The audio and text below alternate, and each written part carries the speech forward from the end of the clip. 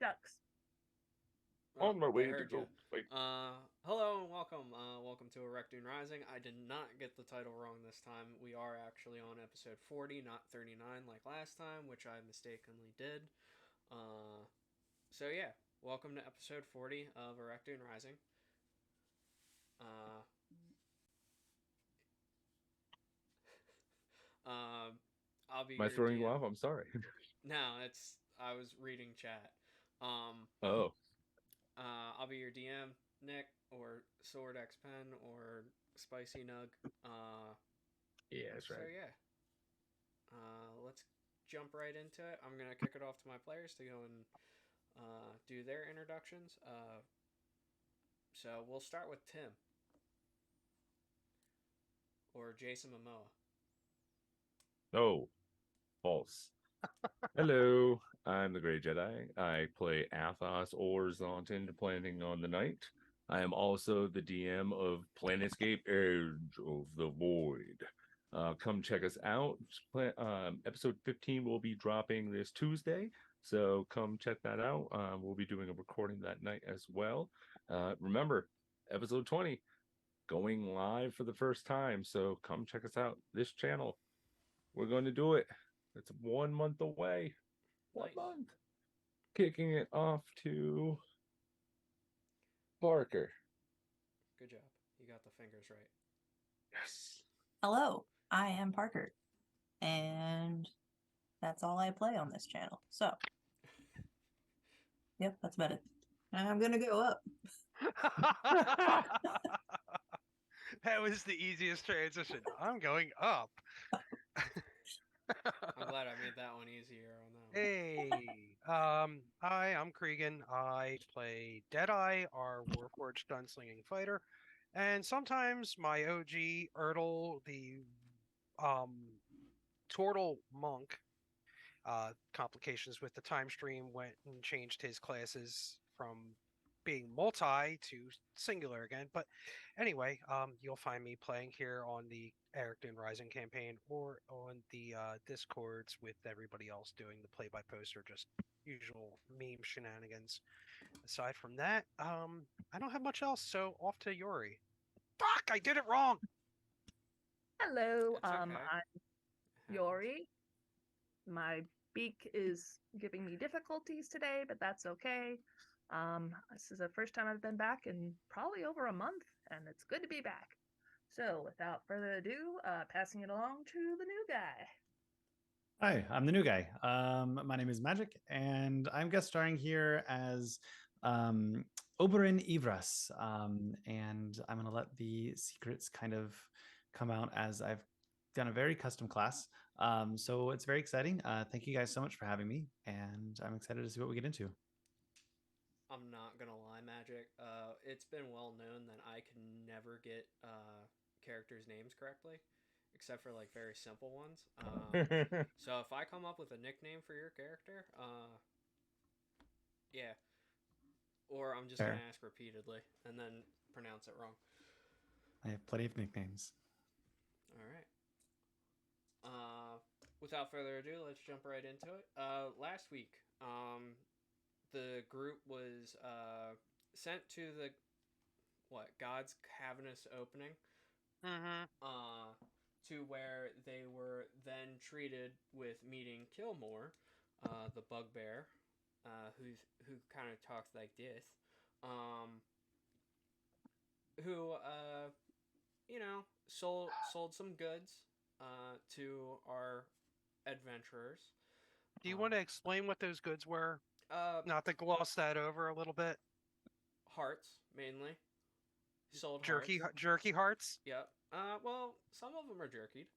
Others probably gelatinous. a little bit more gooey. And a couple other different rare goods that he sold that were made from various creatures. Some of which being actual night hearts, vampire hearts, lycanthrope hearts, gelatinous ooze gelatin. That one's always a good one. Uh, but yeah, uh, uh, yeah, he sold those goods. and then inevitably hit on Cat. And he may or may not pop up from time to time. Yeah, baby.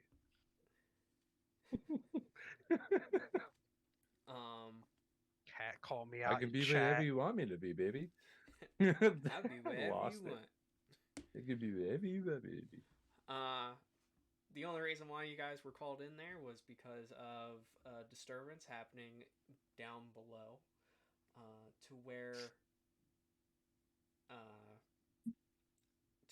it was under siege from what seems to be corrupted Warforge, also known as Alorians, which have been reawakened from that vault at least. The characters there got a couple new toys, and someone got teleported into the Feywild. Or I'm sorry, not teleported. Walked through a fucking portal to where they almost died. What did I miss when I went to bed? Jesus. Cat being cat. Cat went through the portal to the Feywild. Yeah. Solo, by the way. After Harry. Why? After like. Cat. So don't go after men. They're not worth it. Yeah. So long story short, Cat went through the portal after Harry had gotten all the corrupted Alorians through. Had a short Harry conversation. remembers too, right? What? Harry yeah, remembers. Harry remembers. Oh, fuck. Chester was there, the Lich. What else? After they had a nice conversation to where Cat was paralyzed for close to about a minute, to where a hulking beast with horns and different things came and attacked her. Grogo was hurt. And they got teleported out of there through her teleportation spell, severing the arm off of whatever was chasing her. Oh. Well then. So yeah. That was the long story, kind of super short. But nevertheless, yeah. Oz. Yeah. Just want to let you know, we're not sure who, but Flight just complimented someone on their looks and looking good today. Oh, yeah, I think it must be talking about you. Of course, Nick. I mean, Spicy I thought Nug, you are one very handsome man. I thought And a she was spicy talking nugget. about Parker. Honestly, I wasn't like too sure. Everyone is very, very dashing. I didn't today. want to put names on it or put it like a label to embarrass you guys, but I figured that might be a thing. Oh, why? Because she's my girlfriend. She can compliment other people too, Nick. She's You're complimenting you for all you know. You know, I thought about this, and following Cregan's example, when I first meet you, I'm going to just tell you to pucker up. That's about it. That's not the wording I used, but I like your energy, so I'll allow it. Good. The phrasing was either clench or don't. Okay, kind of close. Oh, this is getting clipped, man. I'm sure absolutely. 100%. Cat's in the chat. Cat She's in the on it. chat. We have so many clips already prepared. We are in so much trouble. She's probably queuing up right now. She's not playing, so she can just clip it as one like live right now. Yeah, I'm glad that we already hit our tangent right there. Good job, guys. 1 of 5. We just need one 1,000. episode that's just called the tangent episode. 1 of hundreds. It's just we all sit around with a teacup. And See, just, Magic, like, this is what you spill signed the up tea. for. I'm Sorry, tracking everything that's going on. I'm following it all. Yep. Good. I did Magic's try slowly to thinking, warn you. what have I gotten myself into? I thought it involved D&D, but no, it's just chatting. Nope, and there will be a quiz at the end. No! Yori's only weakness. Don't worry, Cats' con saves and closed eyes. So, Oz, getting back to you, uh, you actually received note from one of your kin in Nep Hmm.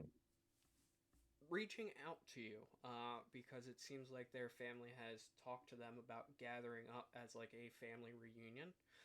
Uh, so that will be coming up here. So yeah, Deadeye.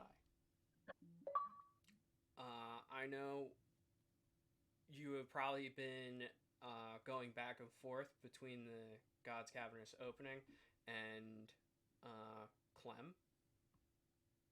I also made a direct uh, stop over at the agency HQ to talk about what happened and also kind of pull for, resources to give aid with the basically now refugees with the Alorians, basically considering the the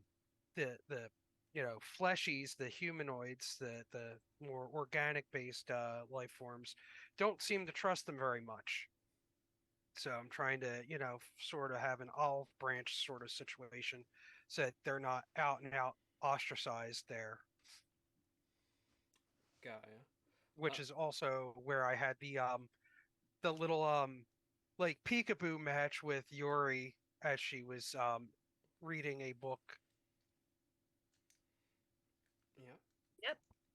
And giving your debrief. Uh, Yeah, that too. from news over the week, you haven't heard much of what's going on. Some of the contacts that have been going to you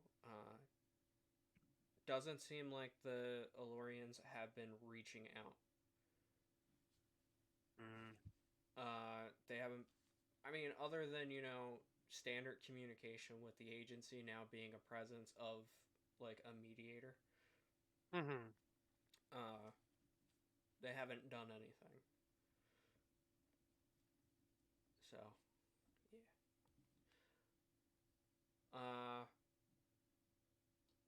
Yeah, that's about it.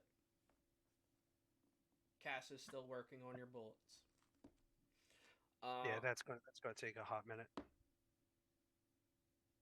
This will be a discussion for a later, but you can have her make cannonballs for your Oh, for No. Bertha.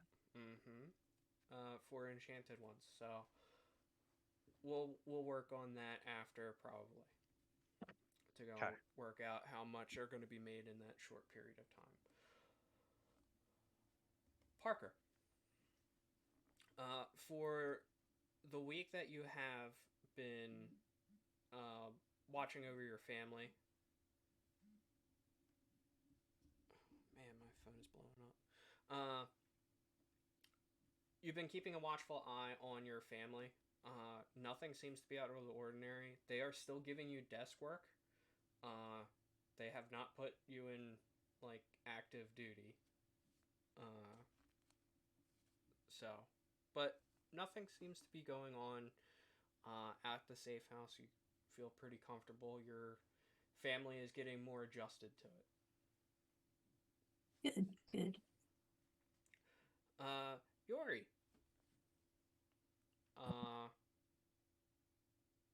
You probably get more books. Because you can now read common. Trust Glove Volume 3. I forget all the book names I gave you, but you can check one of those out again. Sweet. Or keep on rereading the rituals and something. I forget the title of it. I forget as well. Cool. Yes. She's going to read volume 3 of the Lusty Argonian Maid. There you go. And that's pretty much it before you guys are actually all teleported away. Woo! You guys are. This is a normal teleportation for those of the agency variety, which you guys are all a part of. to where you guys land in a. You guys land in a jungle. But when you guys start looking around to where you're actually at, it seems rather magical. To where in front of you, you see a giant stone gate with the the acronym RAR, RAWR. Underneath of it, it's called Ridiculous Awesome Wart Reserve. Wart Yep. Reserve? Yep.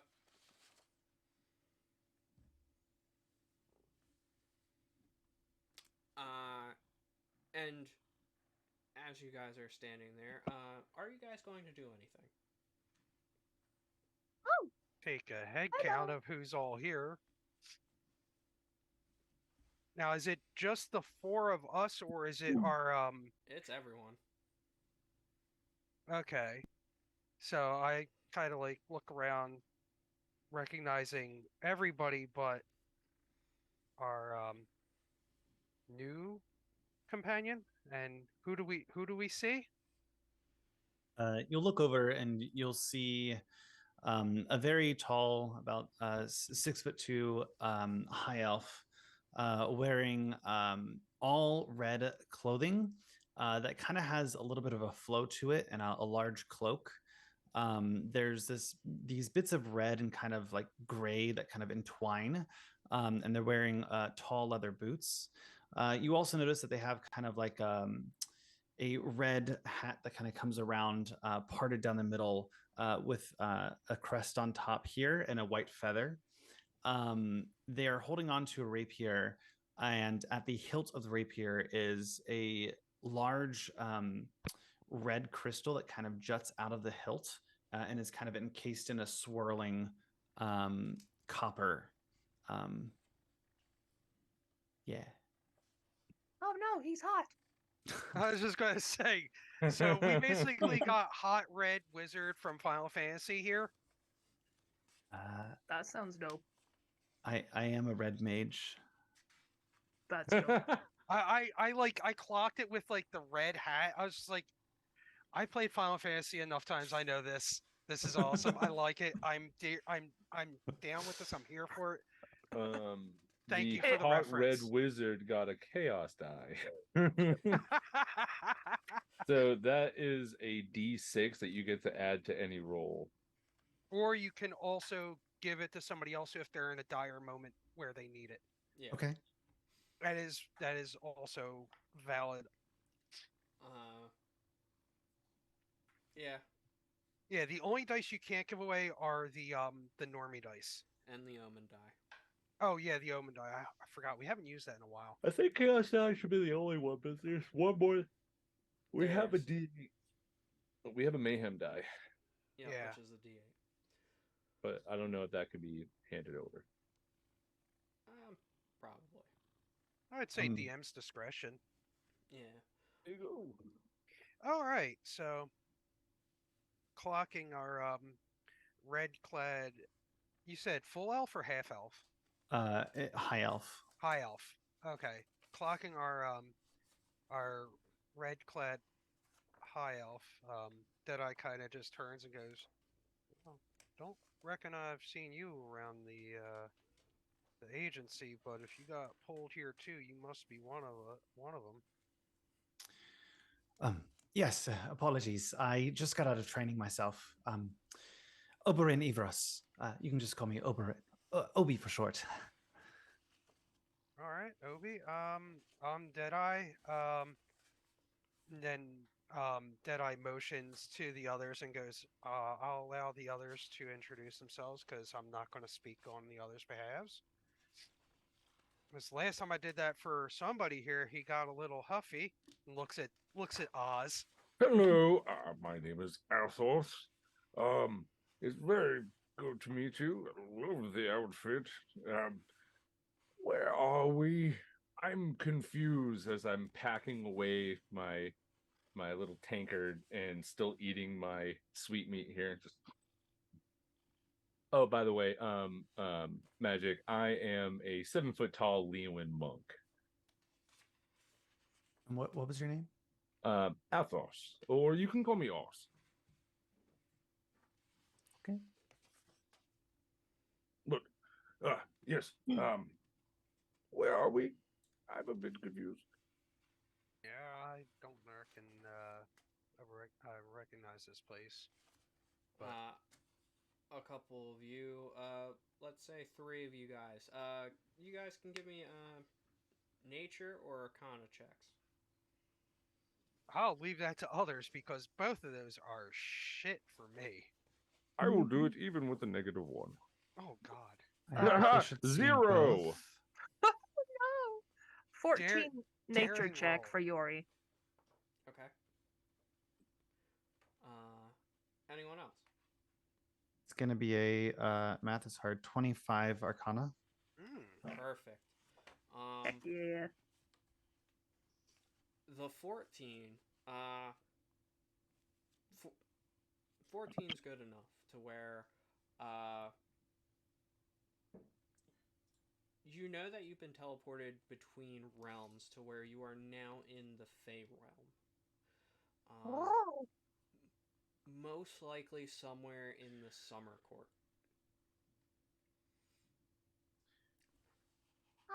So, this first off, this one's name is Yori. Yori is Ereckdoon. It is nice to meet all of you people, including you who hasn't given a name yet. But Yori is sure we will get along fine. Yori's pretty sure, group in Feywild, specifically by the Summer Court. Yep. What's your name? Are you talking to me? Yep. Ah. You are the only person who has not introduced themselves to Yori and company. I am Parker. Fire Genasi. They are also hot, but in a different way. Deadeye like just chuckles, but kind of just tries to cover it up. I just put a lost the flame in love my of hand. Gull and now must Flame fill on. a void. It doesn't take long before you actually hear the gate kind of start to creak open. And mind you, this is a pretty large gate. To where a medium-sized creature kind of looks like it's halfway meeting it. To where you actually see something that's kind of unfamiliar to you guys. It looks to be a bipedal mantis. Oh, big dog. Yori shall not ingest. To where they kind of shimmy themselves through. They're dressed up in decent clothes. To where they walk over to you.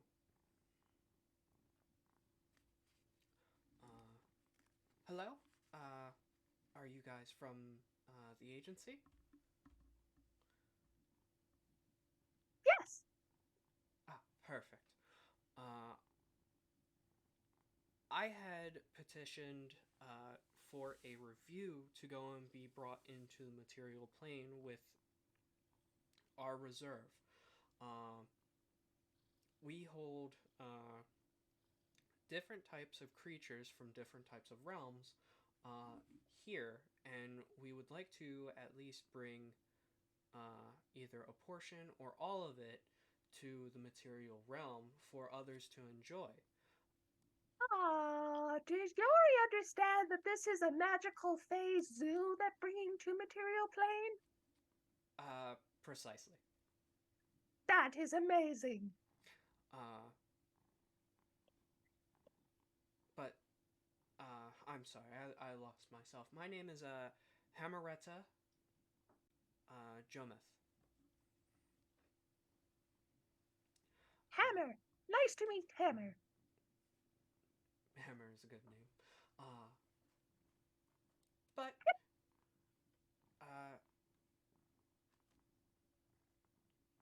Do you guys have any questions? Um, Deadeye kind of looks over at Oz and Parker, whom I think were both at the agency thing with the freak show, and is just giving them both the most skeptical stare right now. I'm returning it. I thought as much. I was hoping It's I was still hoping really somebody. hard to read that face. I'm what?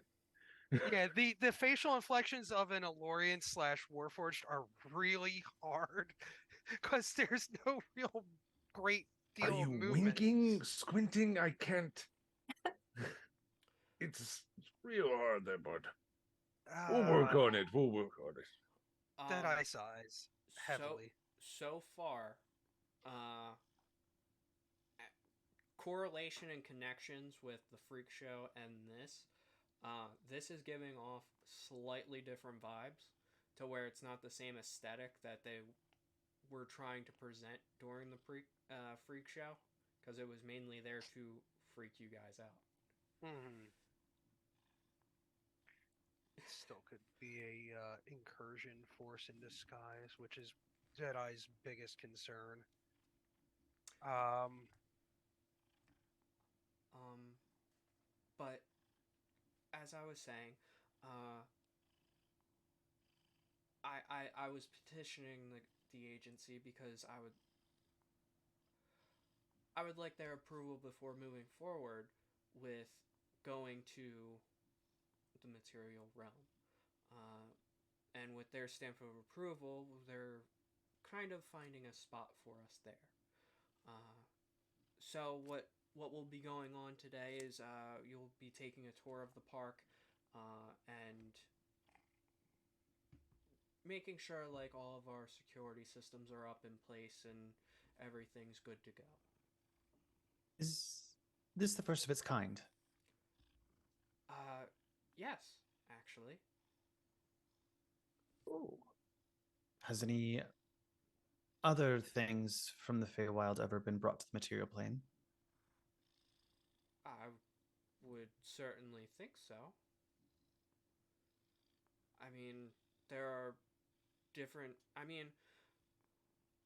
there are ways of moving between realms without having magical means like your badges. Uh, Other arcane people could bring stuff over, and I mean, sometimes the veil is thin in certain places to where things can pass through. But the one thing that our park provides is it's not just limited to just the Feywild. We have many different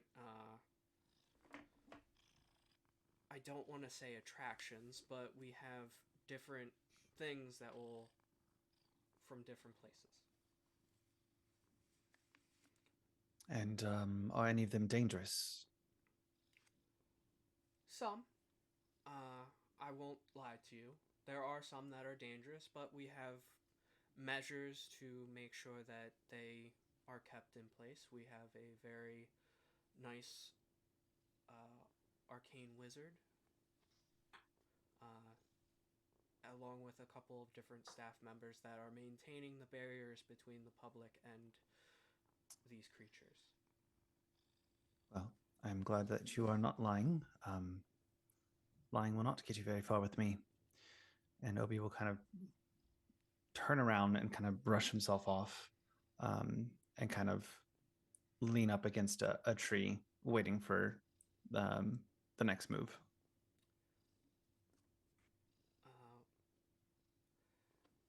Well, does anyone else have any questions? So, Yuri doesn't really understand all this. But Yuri has recently learned to read, and Yuri read a book called, what was it called?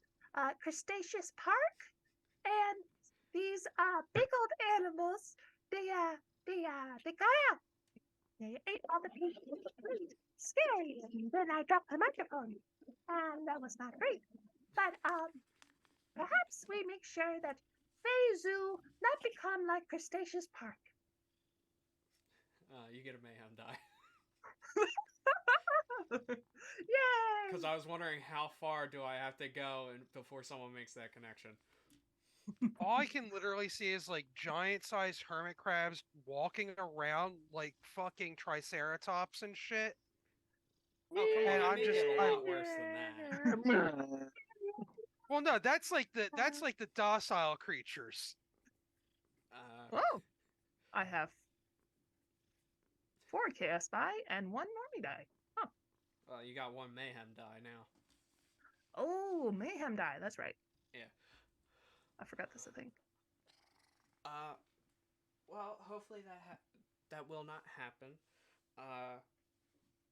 Again, I do not see any problems happening while you guys are here.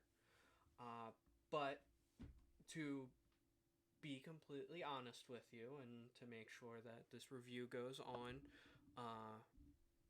well and that I'm not keeping anything from you, there has been time to time to where some of these creatures have gotten out.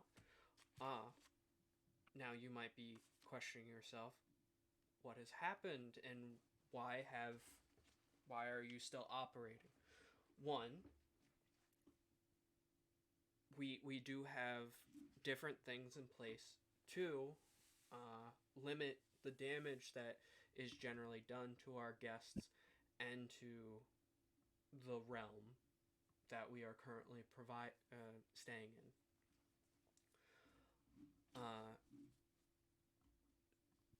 And two, the same people that are maintaining the protection is also able to subdue some of the creatures. Some.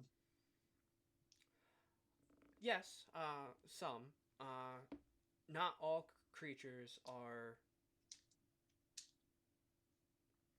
I'm sorry. Some isn't the right word. So far, we only have one.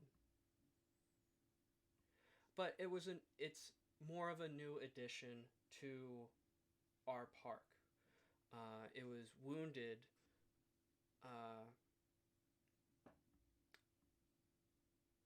And it seems to have regrown one of its limbs.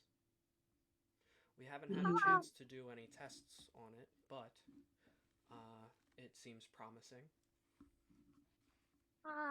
Is creature sentient?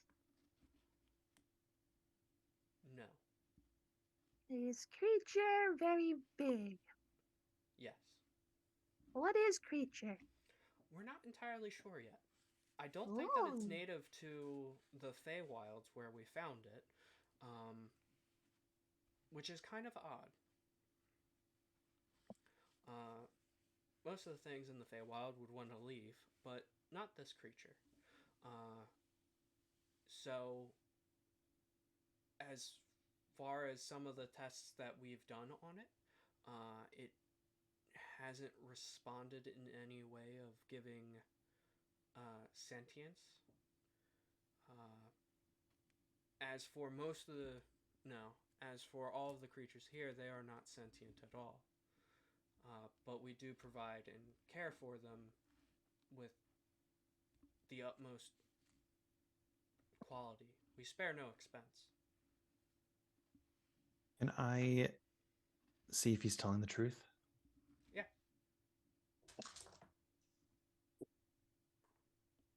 That's a 5 insight. What creatures do you have exactly? As a trainer myself, could I hear like the brevity? Because I know, like, being with trainers, like, because with dragons, it's like I can understand like ravaging beasts and all that stuff. But does he seem like he is like the animals, like the way that he talks about the animals? Does it seem like it's like willy nilly, or is he actually concerned for the people and the safety for the animals? You can do an insight check. Okay. God, Magic. What's your character's name again? You could just call him Obi. Obi. Okay. Not for Oberon. It's That's going to not be a right, actually. 28.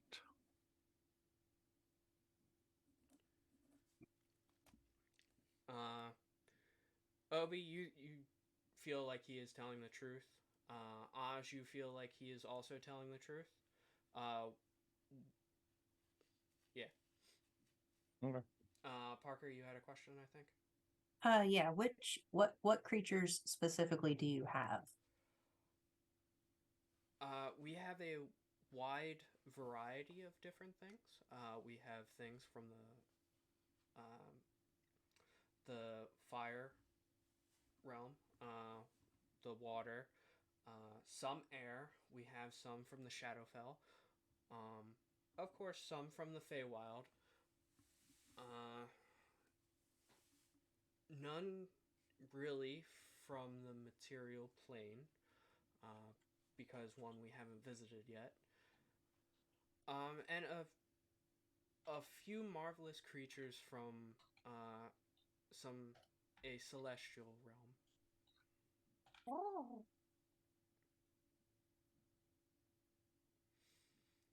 Can we take a look around? Absolutely. I expected you guys to take a full tour. oh yes. There are some guests here, but not to our full capacity. I wanted to make sure that you guys were uh, going through fastly through the park, so that way you didn't have to wait. Oh, thank you.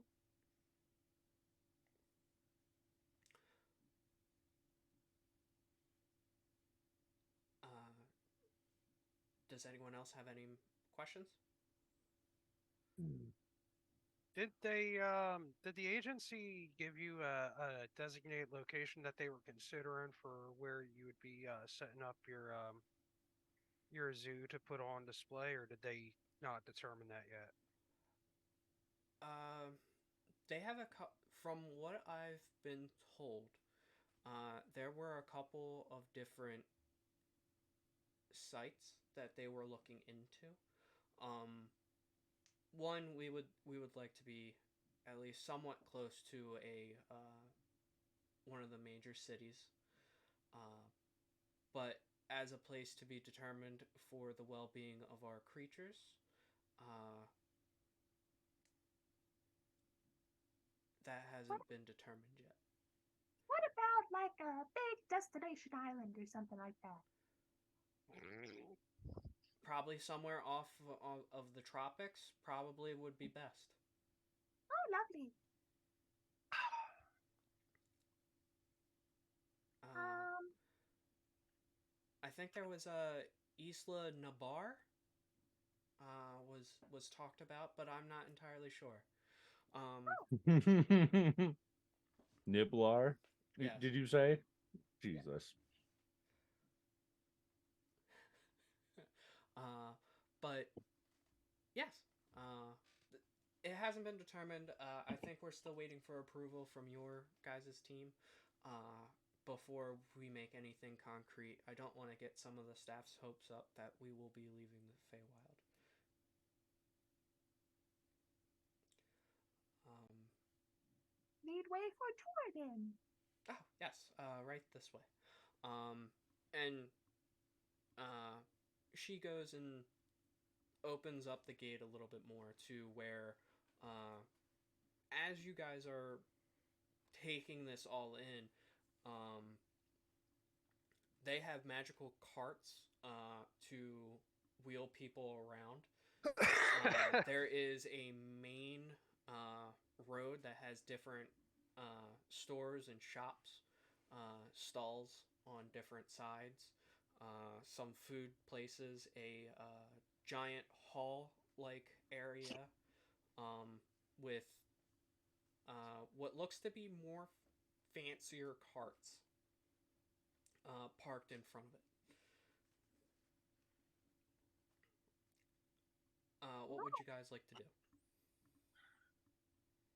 Um, what, what would group like to? Hmm. Oh. Oh, I thought it was gonna. Can I look at the shops? Yes. Oz, I think you're frozen. So more than likely you're gonna disconnect and reconnect. But Parker, yes, most of them are souvenir shops. Perfect for the twins. Yep. There are a couple of shirts. Here we go. I didn't think that hard about them. So it's like I've been to Warts. RAR was a big one. There is. So this was posted back a long time ago in one of the posts. And I had specifically told this player I will be using this later. So here it is. I will drop this into the group chat so that way you guys can see what is on this t-shirt. Color me curious. I don't think I did it right. But it is a giant looking bee T-Rex looking thing.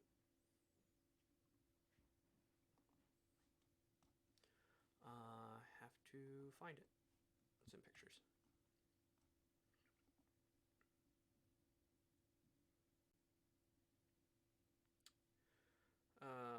This is difficult.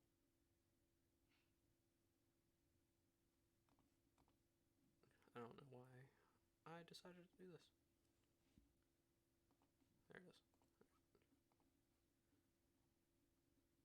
Sorry about the delay, folks. There it is. It's in the group chat.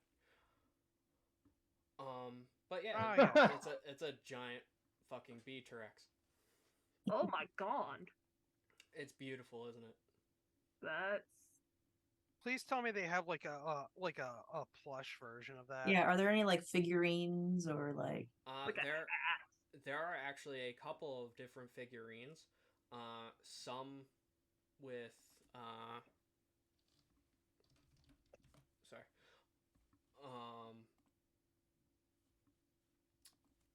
Yeah, there are a couple different figurines. There is what looks to be a fire kind of Craggle dragon. I'll take a picture of it so that way I can send it to you guys. There is also different types of what looks to be like an ooey gooey different looking forms to where one's like a cat, the other one's like a rabbit, small creatures that are completely black, and what looks to be like ink is dripping off of them. I'm hoping to see a shirt with the the B Rex on it, and it just has like warts. Come see what all the buzz is about. take a normie die. I'm kidding. Oh, wow. I'm kidding. Sorry, trying to fix some things on the fly. There is a plushie of the bee T-Rex.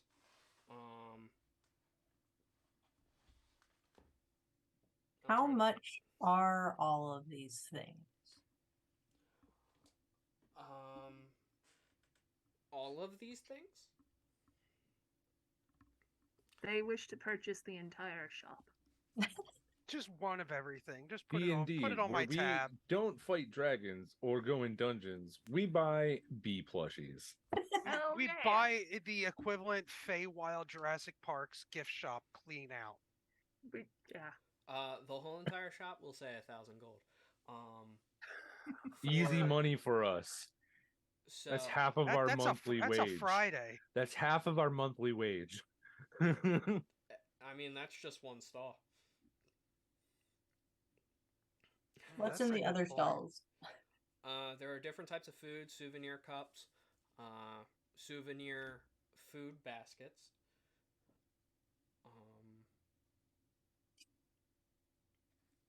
And then that's pretty much it. And it kind of repeats. Can I do the 1,000 gold thing? You're gonna buy out this entire shop. Just Yeah. walks around the place with a cart full. Let me just buy the cart from you too. Fuck it. You're the tourist that's so encumbered with all the toys and Can I have tchotchkes this sent to that you my can't hotel even room, please? experience the park properly. I love my siblings so much. Aw. That you're going to get How them many shirts that siblings aren't do their you size. have? Yes. So They'll They'll grow grow into into them. well, blah blah blah. Let me try that again in English. While Parker is buying out the store, the little burb is going to sidle over to the Red Wizard. So, where come from? I've just gotten out of the training, we'll say. So it's my first time out for the agency, but kind of always been with the agency. Mom and dad are kind of teachers there too, so. What, Opie, Mom, and Dad teach? They teach magical studies. Oh. So, Opie, how say, prodigy, magic? Um, I make my own path, Ooh, though. you're like, Pleasure to meet you. Where are you from? Yori is from forest, very, very far from agency. Most of family still live there, but Yori want to find stories and explore world. So Yori is with agency, and for some reason they not pay Yori burb seeds. They pay shiny coin, but Yori likes the burb seeds that she gets for shiny coin, so it's okay. Sure, I bet you get many a bird seed. Do you often do missions where you're kind of helping, or do you ever get missions where you're less than helpful? Oh, You hear an audible laugh from Oz as you say that, and sorry. Yori like to think that Yori helpful, but sometimes Yori know that she make mistake. Yori not that good with common. Yori just learned to read common over year of trying, but sometimes make mistakes. And all you guys are overhearing at this point is 1, 2, 3. As they're counting out all the gold that Parker just laid on the Please table. give them platinum, man.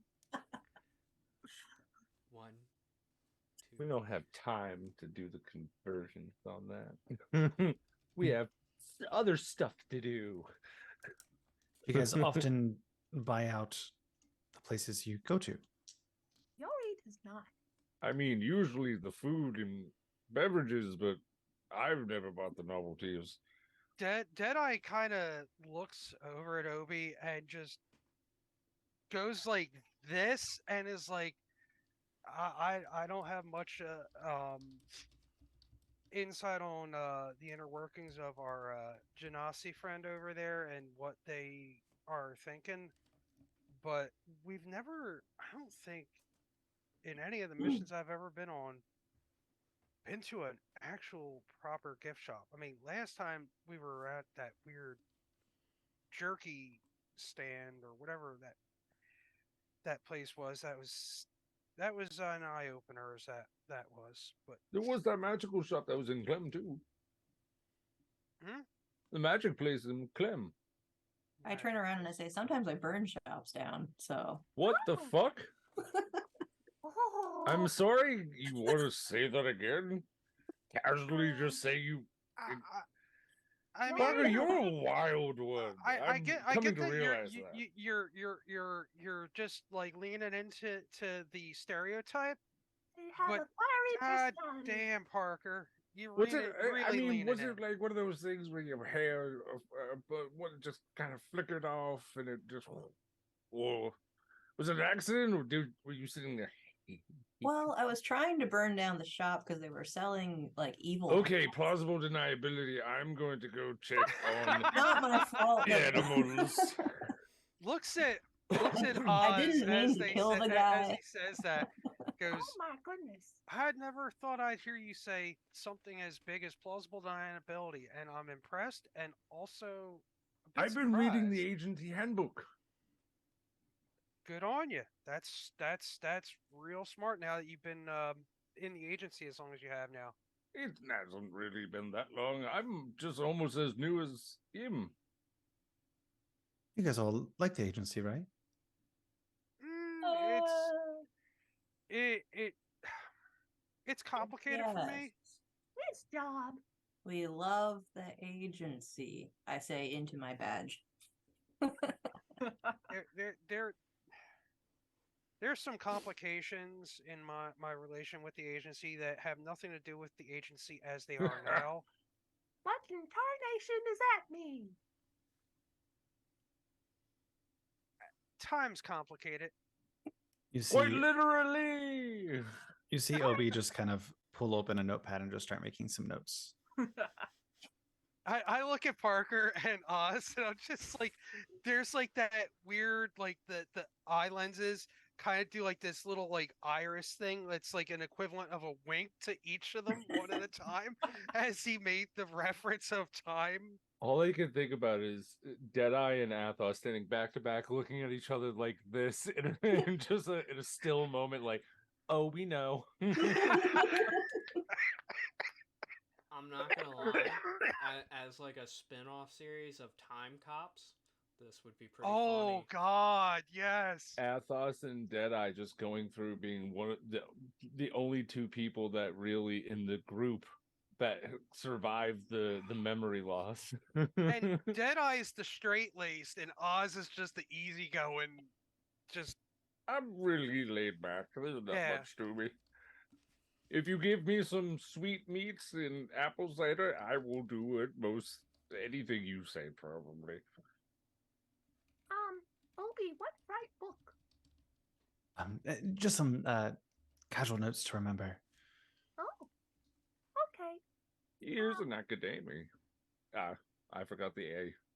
Damn. I thought you were going to say macadamia, but I would love a cookie. This is the fourth time I've messed up counting this amount of gold.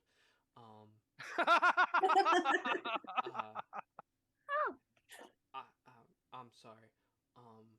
Parker was it?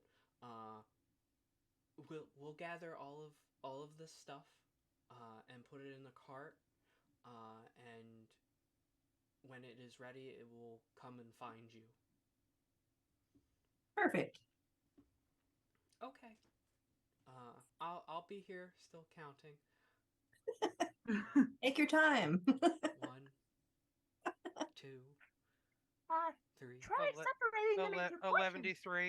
11-3. The hard part of that is he's doing it one single and not stacking them in increments. So he just, fuck, I don't know how many was here. They'll get it eventually. Well, where go next? Oh, we should try and check out some of these exhibits, I suppose. As you guys are still looking around, there is actually a nice little pen,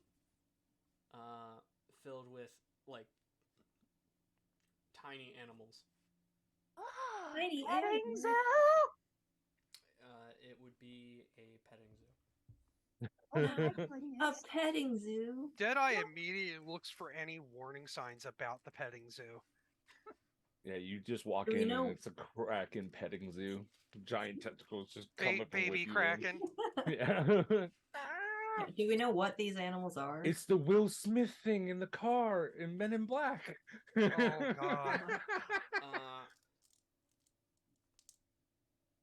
Yes and no. There are some things that you haven't seen before. In the petting zoo, there are the ink creatures, but it seems like you follow your eyes on one and you kind of focus in and watch it running around. As it's like going through a tunnel, it's going in as like a rabbit and coming out as like a cat. And it will do this it will turn into any small type of creature. Uh, Anyone can give me an Arcana check at any point in time. I'll go for it.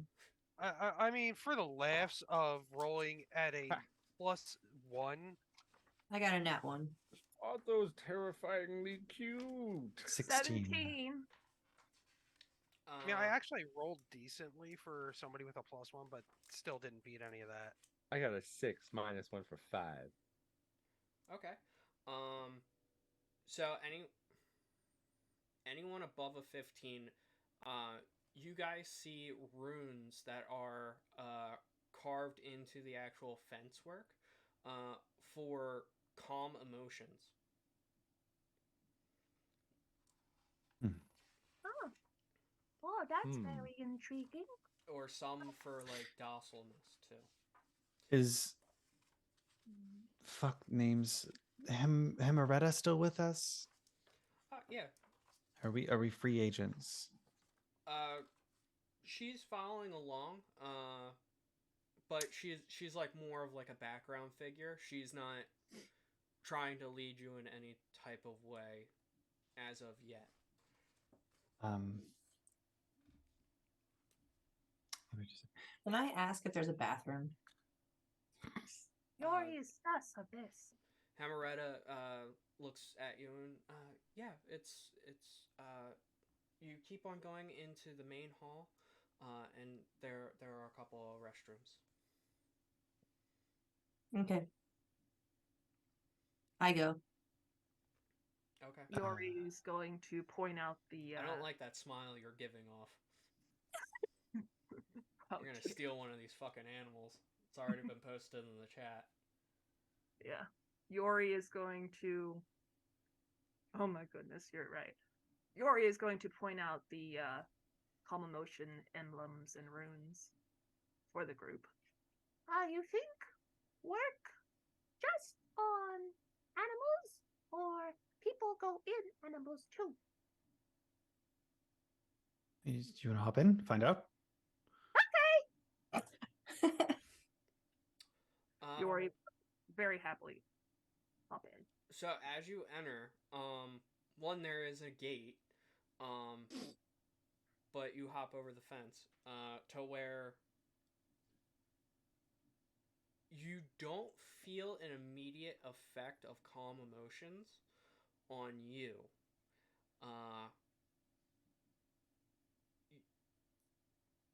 I mean, you still feel like, depending on Yori's excitement over these animals, like she probably still feels that. Oh, Yori feel much excited. Yori is going to look at all of the adorable little creatures in front of her, and then she is going to start casting a ritual spell. There are also different types of like insect creatures as well. There's like a king like horn beetle, looks like a Heracross from Pokemon, a giant one of those. Yori wishes to ride it. You're a little too big for it. Daggone. It would be meant for like a child to ride. Yori is small. Do you have enlarge reduce? Yori does have enlarge reduce. That is not how words are said. By this point, Parker's come back, but invisible. Of course. So nobody knows. Roll stealth with advantage, please.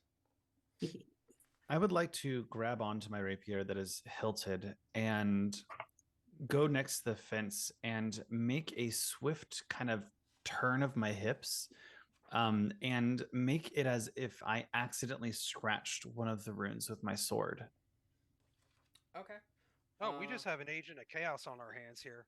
I got a 30. We are the Mayhem Crew. What to expect? I know, but we haven't seen this from our new found friend yet.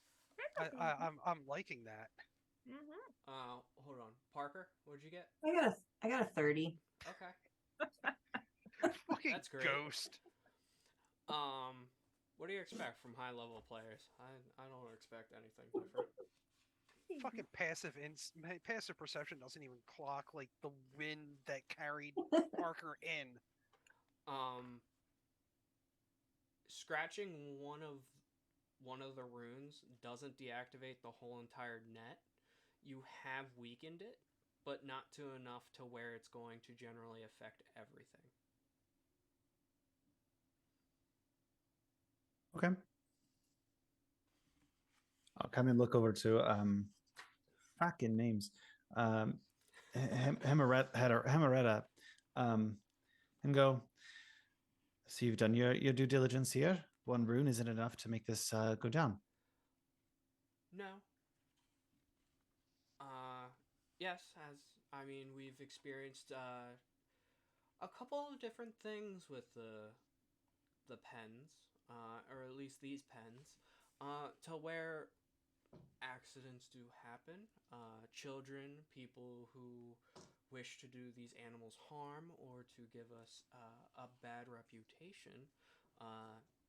Some of these things have been done, and through trial and error, yes, we have maintained certain aspects. I won't even tell you about the other securities for at least this pen, but they're How long to fix this? they go over and examine what has happened to it, to where she kind of looks it over. Shouldn't be that hard to repair. It seems more of a surface scratch. Shouldn't take but a couple of minutes.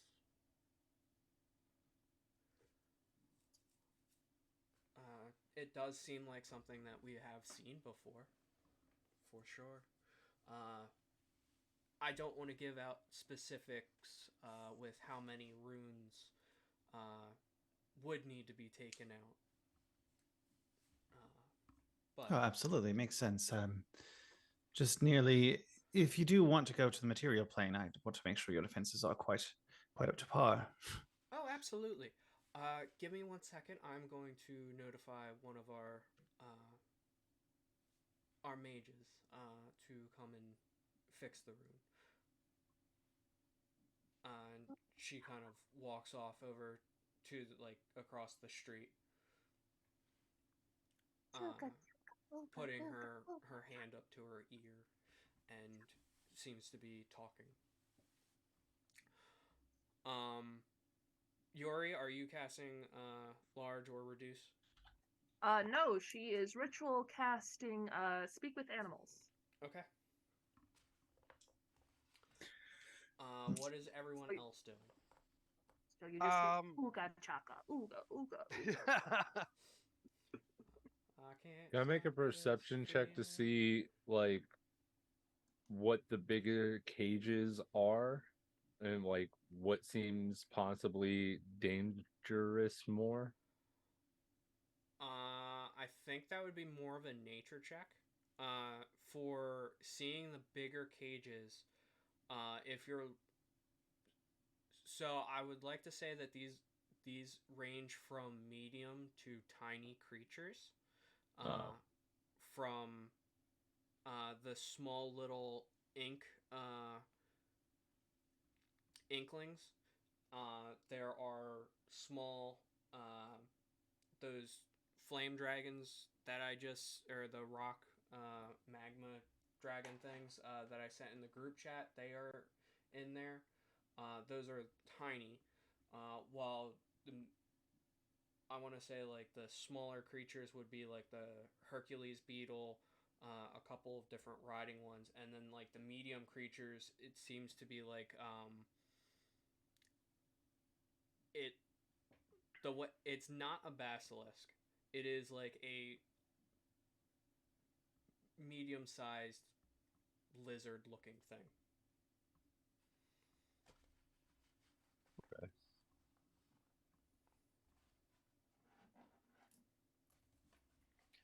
On Ethos's basic search for the other cages to see what's what, does Deadeye see like one of those like maps, those "you are here" kind of boards for this kind of this place, the zoo? Yeah. You see a map of the "You Are Here," actually closer to the main building, at the Mhm. end of the street. Um, and that kind of gives you a general theme of a long road that goes throughout the park. Okay. To where it says "You are here." And like as you're looking down the very long path to kind of go on these tours, uh, it has like no walking beyond this point, uh, cart entrance only type of thing. Hmm. If only I knew where Parker was, so I could say, "Hey, you could go invisible and go check these secret areas out." Did you say that out loud?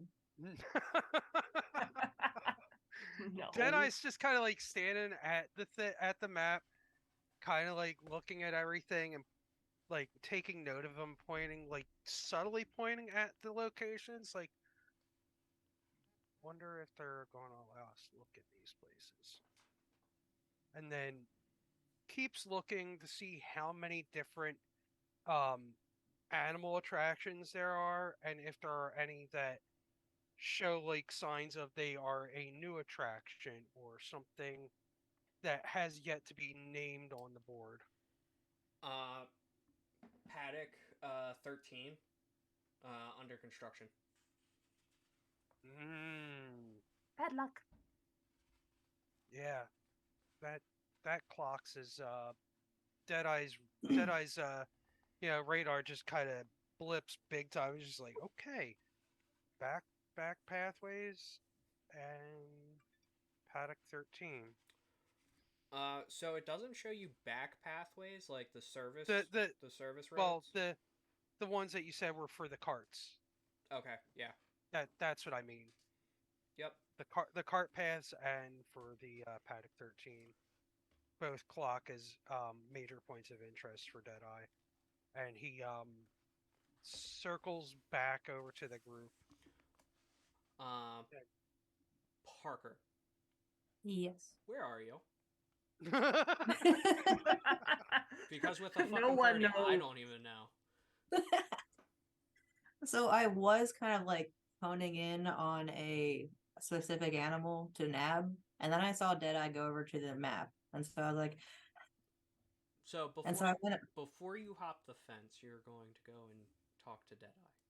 yeah, Okay. like before Deadeye gets back to the group. Ah, okay. Okay. Um, just a what's going on there? Uh, hey, I'm invisible. That sounds There's pretty like Parker. there's that like subtle like motherfuck God God pardon you don't say, huh?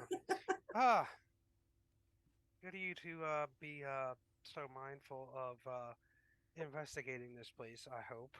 Um, saw some interesting things on the map over there.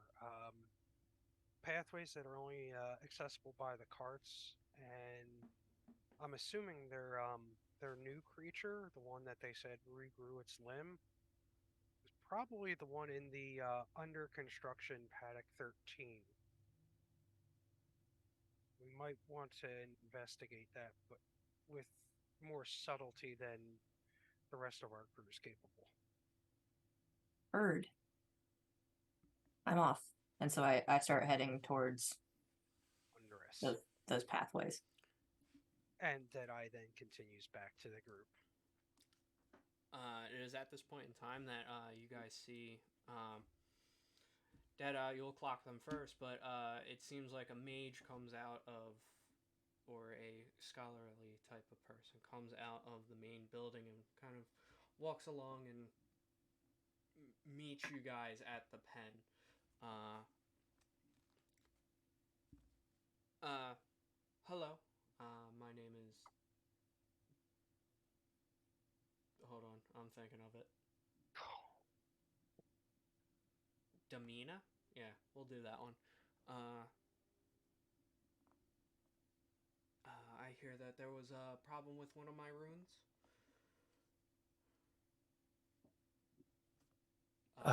Yes, I had kind of turned around and my sword cut on the rune. I'm glad to see that it maintained a hold here. Why, of course, I made this net myself. That sounds great. Cool. Try to be more careful. There is no such thing as careful when you're running a park. Ah, that is true, my friend. And they quickly go and start to repair it. Parker, did you hop the fence yet?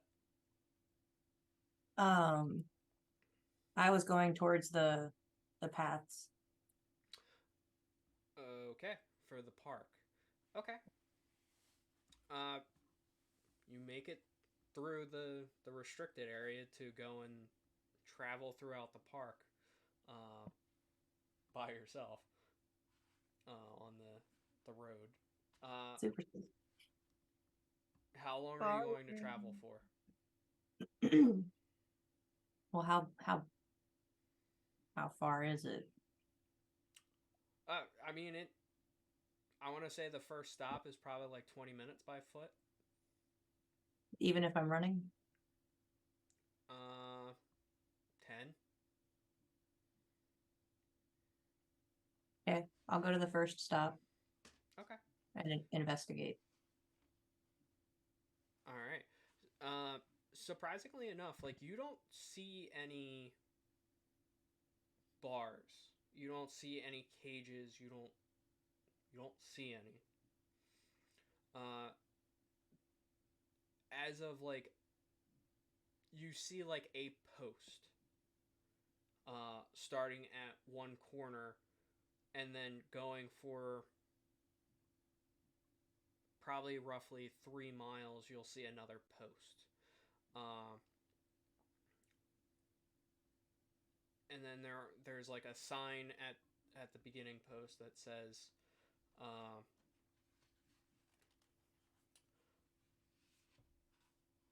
uh,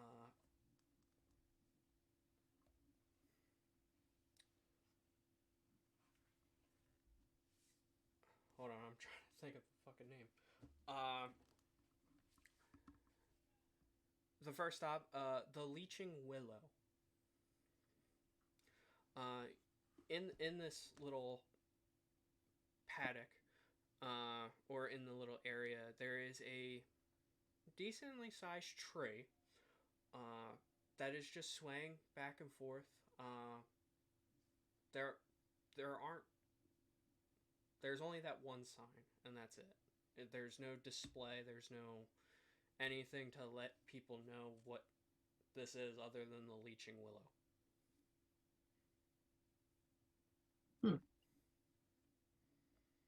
No creatures or anything? No people? Nope.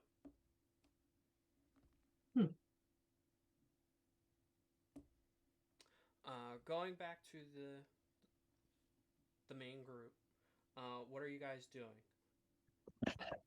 The speak with animals. Um, what are you going to ask the animals? No, what are names?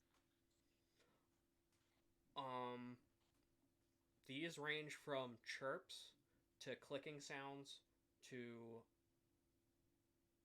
meat, um, booger, schnuggums.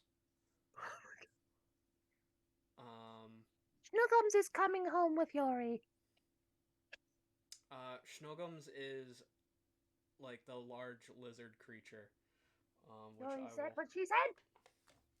That's fine. You can attempt it. Do all of Yori friend peoples like living in this place?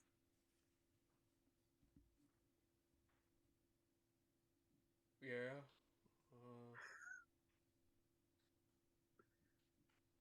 Yeah.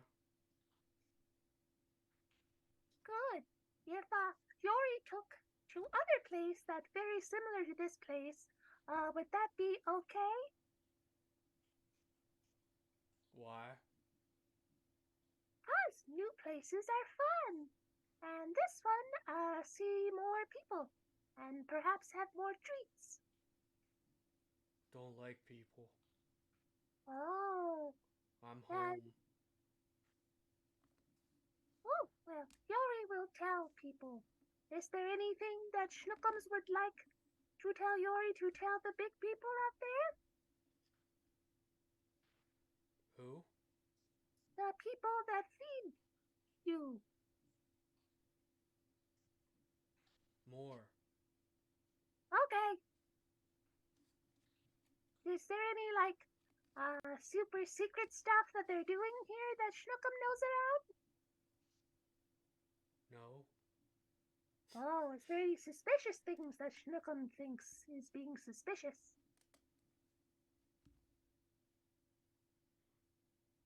No. Okay, that is good to hear. Okay. Yep. You still She'll here? Yeah, Yori's still here. Okay. Yeah. Want to talk about anything? It's nice. Oh, good. Yori is glad that Schnookums likes his place. And it kind of nuzzles you. Aww. nuzzle him. And this happens probably from each creature that you go and move upon, to where you're talking to them, and it's kind of the same response to where they're decently okay with it.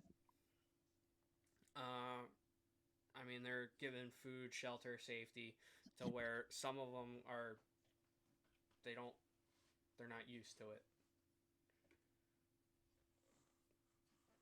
It's okay. Sometimes in life, it is good to learn that it's okay to let others take care of you. Even though Phil can take care of self, sometimes need to have rest and allow other people to take on hard parts of life so that you can be better and help others also be better too.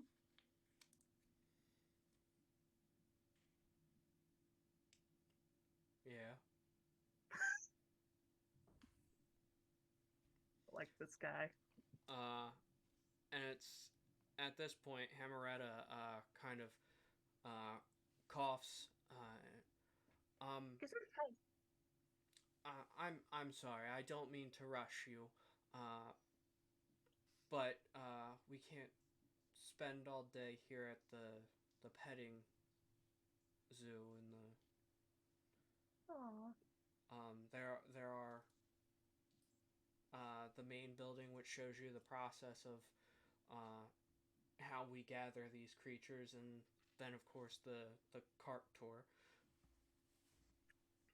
Well, Dory supposes that she can't buy petting zoo like Parker Pie's shop. No. Sadness. We can't. It's not that we can't go back to the planes that we've gathered these creatures. It's just it would take. It's a very time-consuming process. Oh, that makes sense. Then Yori would like see a big building with friends. Where are friends? Just standing on the other side of the pen watching this whole show. Same. Hello. Oz, what are you doing?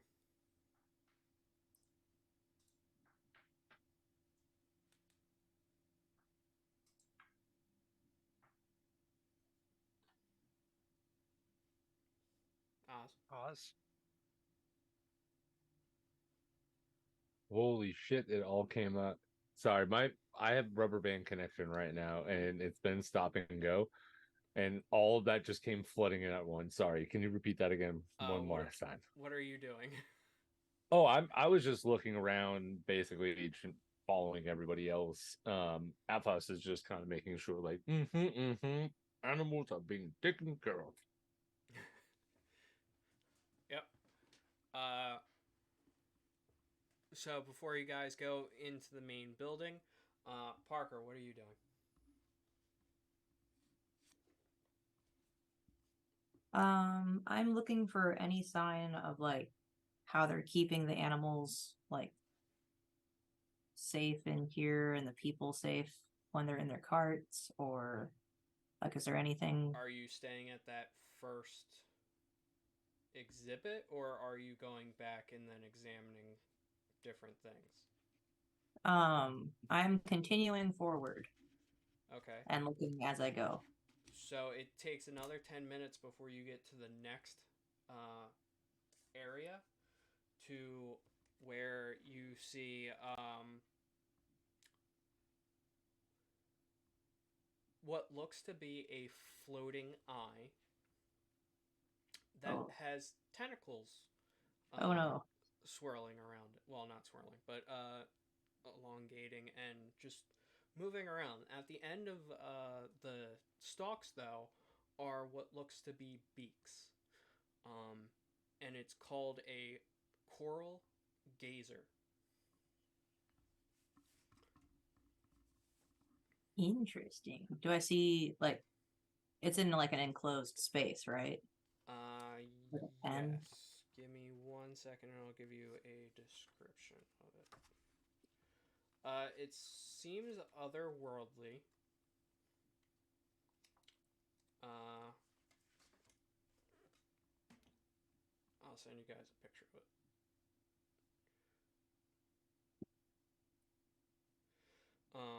To where it seems more alien to you than anything else. You can probably determine that it is a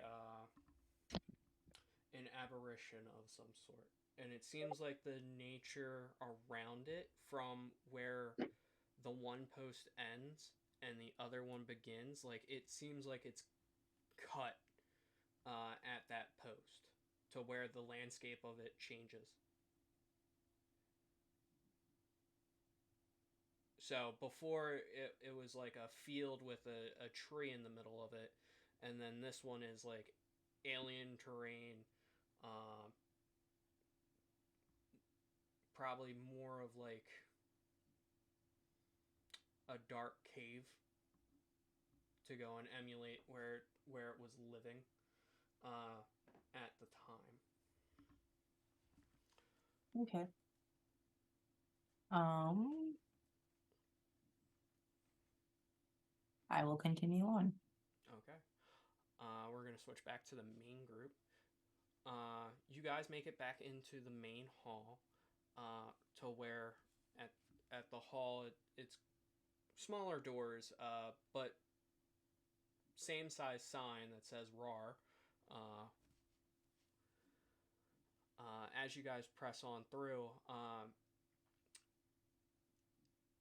it has one of the skeletons of the bee T-Rex in the center of it, which is kind of odd because bugs don't have skeletons.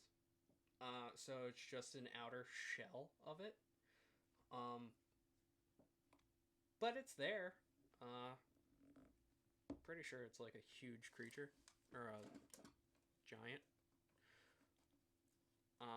To where there is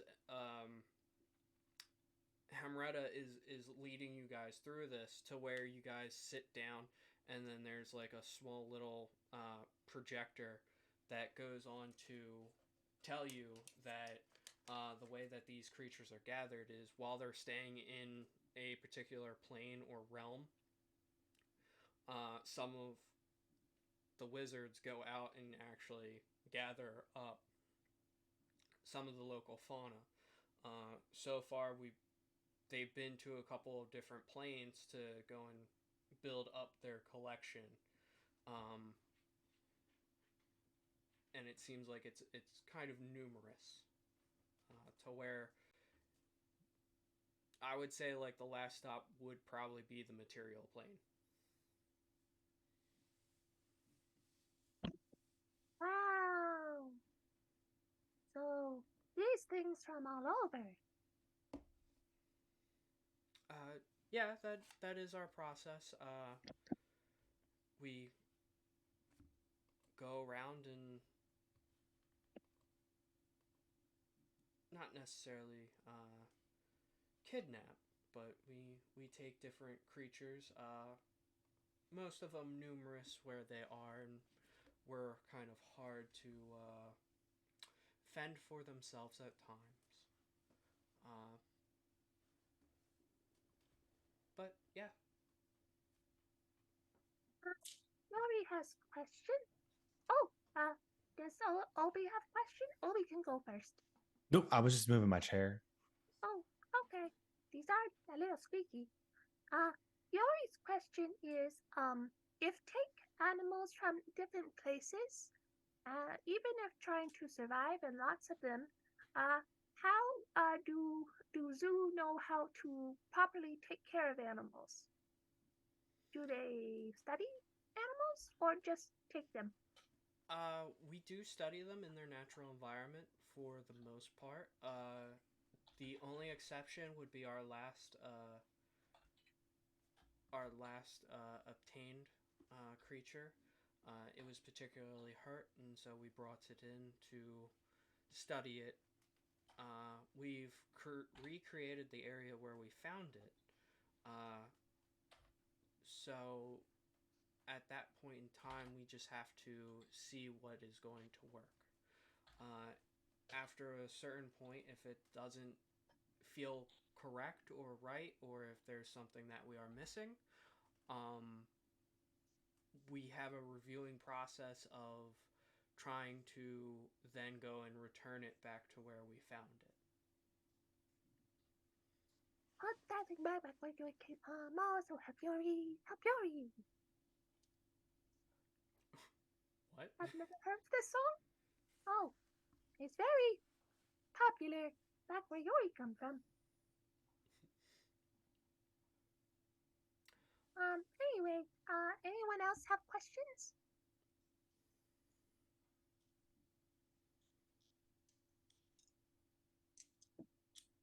Yori is not usually what one would consider the brains of the party. Yori is more the beak of party. You make a great party face, though. Oh, yeah.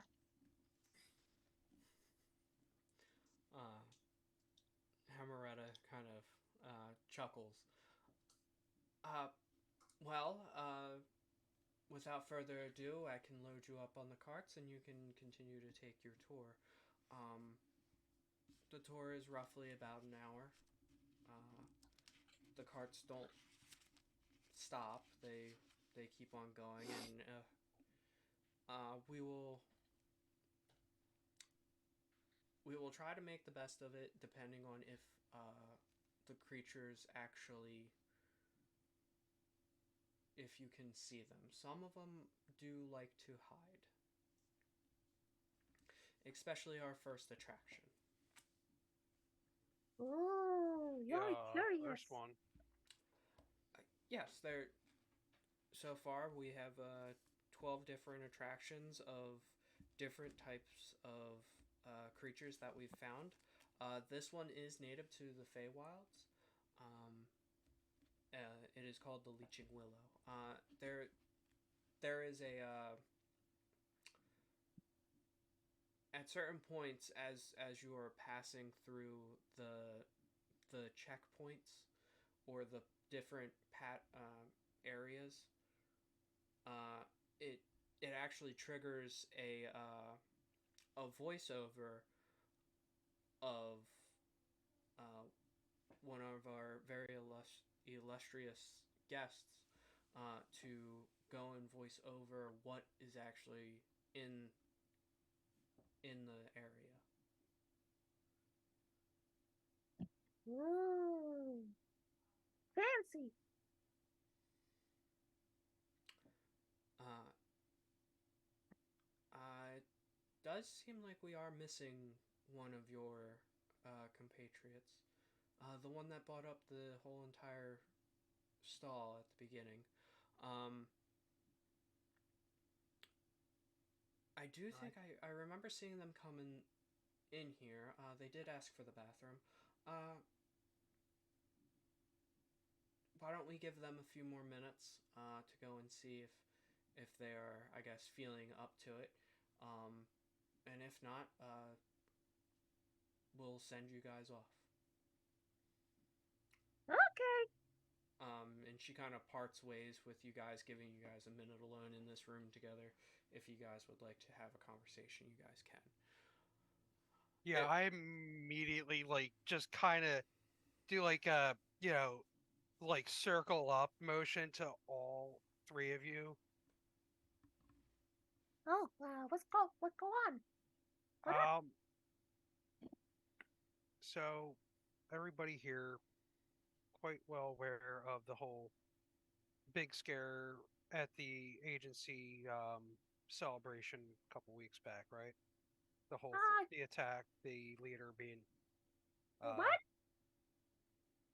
Yori was out of town that day. okay. Well, Parker, myself, and Athos were at the celebration, and there was an attack where the life of the recent current leader of the agency was assassinated by forces from this side of the plains. If you Oh, hadn't been made aware yet, now's the time to get that information. Um, I'm guessing part of the reason why we were sent here was to estimate if this group was legitimate or if it was part of a ruse by the aggressor, the individual known as Oleander. Are we He, just inspectors today? I don't reckon that we are. Oh, thank goodness. We've Uh, been fighting so much all the time. I don't reckon that it's just an inspection, but that it is an assessment to see if these are an actual threat, and if we deem they are, we'll either have to engage or tell the agency to shut it down and not allow them through. But yeah, Oleander is a very powerful, I believe, archfey level individual from this side of the the plains. wow. He has a major power trip that he believes he is owed control of not only the agency but I believe the material plane. There's a whole laundry list of history with him that is a little bit difficult to get into because it involves some time um, time mix-ups, What? some Ollie some Bolly lose his train ticket? mm, Go on different train? Get upset? mm, Miss time of departing? there was an incident that occurred that made things not as they once were. He got drunk? If it were only that easy. Yori does not understand. Let's just say that everything that you see, hear, and believe now is Uh-huh. real. What is real is what is our reality. It wasn't all like that before, and something happened You're previously. going to make your brains hurt. I'm not Um, giving the specifics. I'm giving the abridged edition. Oh, jeez. Yori brain already hurt. I'm sorry, Yori. I truly am. Athos is getting like potions of healing ready. Here Let- comes the big ouchies. So there was a before, and now there's a now, but now is also reality. Ugh, the this the outside of Yori pay grade. It's outside of all our pay grades, to be quite frank. Um, but some of us all here have a deeper relation to the previous history, the previous time, as it were, more so than others. I'm not going to say all who because some people don't quite remember their history with that timeline. That's. Yori is going to roll insight check. Oh dear. That's a lot to take in. Against the persuasion. Oh, I have to roll persuasion. Shit. Yeah. Yori got a 24. I have no pluses in persuasion here. Well, I can't win with a nat 1. Oh dear. No, you cannot. There is nothing I can do to fix that. Well, you always have an omen die. Right. Oh dear. Is that you basically saying that you're offering me a chance at Yeah, if you want to take it. If not, I mean, Yori can do with that information as they will. yeah, because that means I'll get another bad omen die on my list. But you know what? And whether or not if she chooses to believe you because you Yeah. rolled a nat 1 on a persuasion check, or she might think that you are making this up. Yep. All right. I'll let her decide. I'll take the chance and roll again if you're making that offer. Yeah, I'll offer it. And I will take that, and I will add my chaos die for a total of 16. And you got Yori got a 24 on her insight check. I mean, it's a lot better than a nat 1 to where it's kind of. I mean, he definitely believes on what he is saying is true. It's just whether or not Yori is going to believe him. It's not out of the realm of possibility, but it is kind of far-fetched. Yeah, don't Ooh. say. Question. Sword. The book. You know the book. Yeah. Did that have any references to Yuri in it, written by Gull? I would. There would be references to Yori, yes. But if you show her that book, Mm-hmm. That's a big reveal and complicates things a lot more for Deadeye. there's going to be a lot more questions that Deadeye may or may not want to face right now.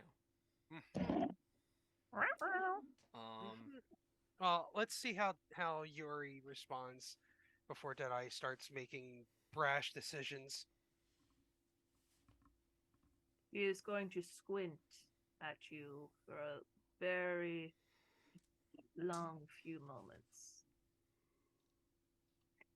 Well, she puts her beak back on her face. And at that time, Hamaretta comes out.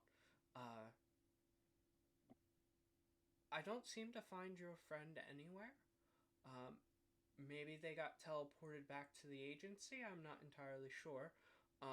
But if you would please let us continue on without them. Bless you. So please, and she kind of ushers you in to the carts to go and be loaded up to go and send you on your way. I was properly muted for that, yes? Yes, you were. Okay. I just saw you sneeze. Oh, they were loud. I didn't want that for anybody else. You just wanted to keep it for yourself? I'm selfish like that. I was going to call you selfish. Parker, what are you up to? Are you going to the next one? The third? You're muted. You're keeping that all to yourself. You're being selfish.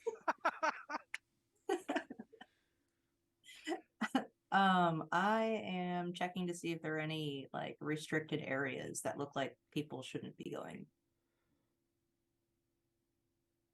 No, but you do see like on the path behind you there are kind of like trail markers to go and cut across Hmm. as like a service to go and be like, oh, okay, there's a path to if you need to get it like a shortcut to different areas on the track, basically. Is there 1 to 13? It will take some time, but yeah, you can find it. I'll do it. Okay. With that, I will call break a little bit earlier this time because one, I have to pee. And it kind of seems like a good spot for us to kind of take a break at this point in time. Yeah, I'll So, go take my doggy out. yeah. So, with that, we're going to take our break. We'll probably be back in 5, 7, 10 minutes. So go ahead, refill your drinks, popcorn, snacks. Uh, go and do what you guys need to do, and we will pick up after our break. Smoke if you got 'em. We'll be right back.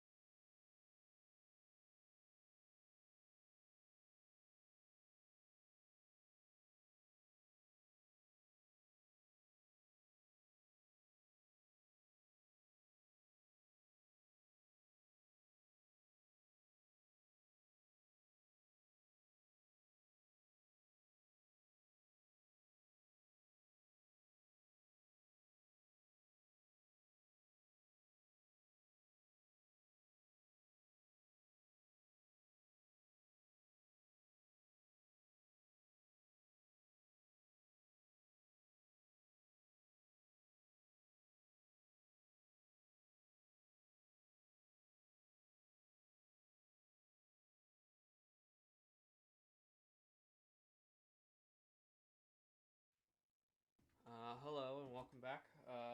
Sorry, it was a little. We got on a tangent of Wawa and what's the best thing to eat there. And if you're not from the East Coast or the Upper East Coast, you probably don't know what a Wawa is. Nope. And we feel bad for you. But it's any like a quickie mart or type of gas station stuff. It's a spiritual experience. That's all you need to know.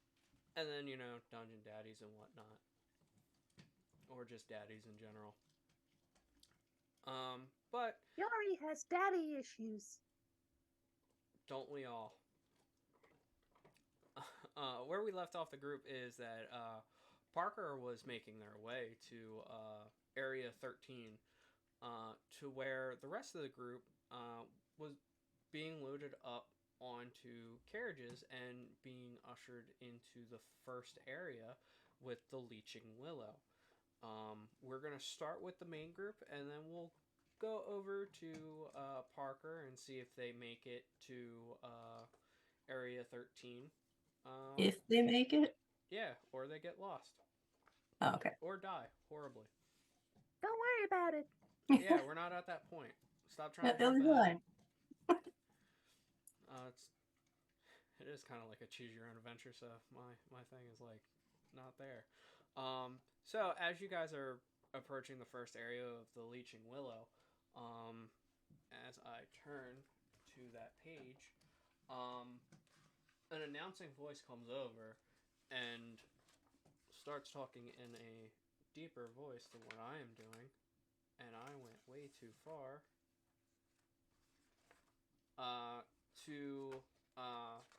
It says,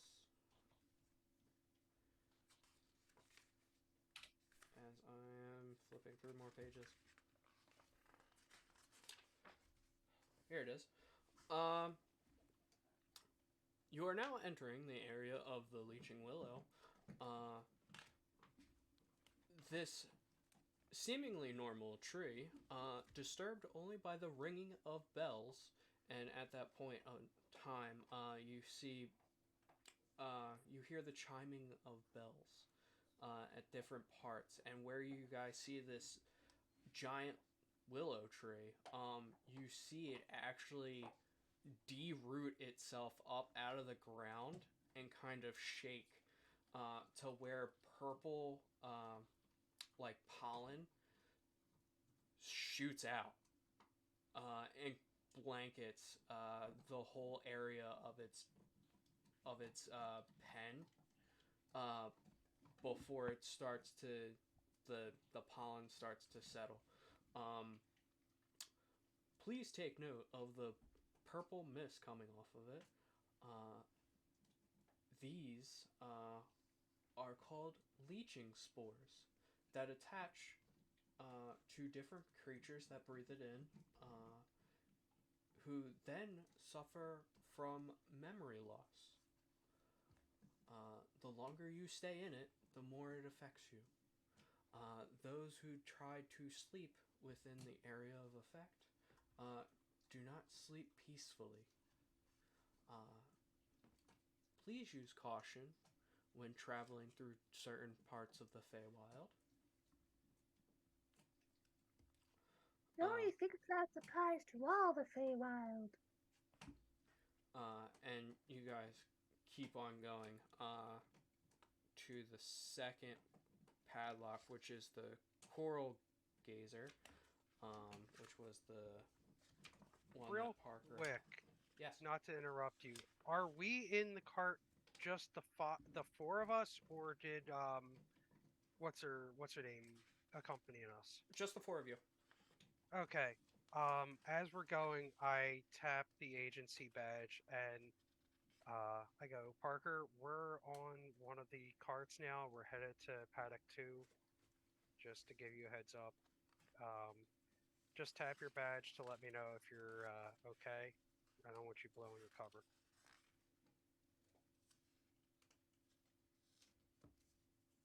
You can respond, Parker, if you want. You hear like I'm on my way to the 13th thing. Oh, you're actually going to speak. Okay, I thought since you were invisible, you weren't going to be more subtle.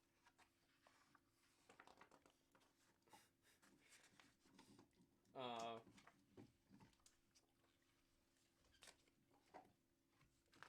and as you guys enter the Coral Gazer area, um, these beholder adjacent member of the family are unsettling to most.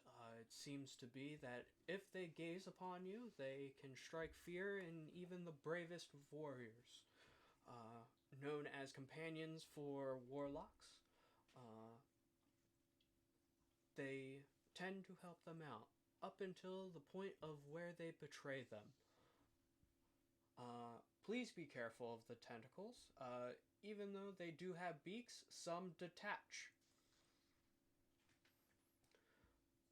You used to that, Yori.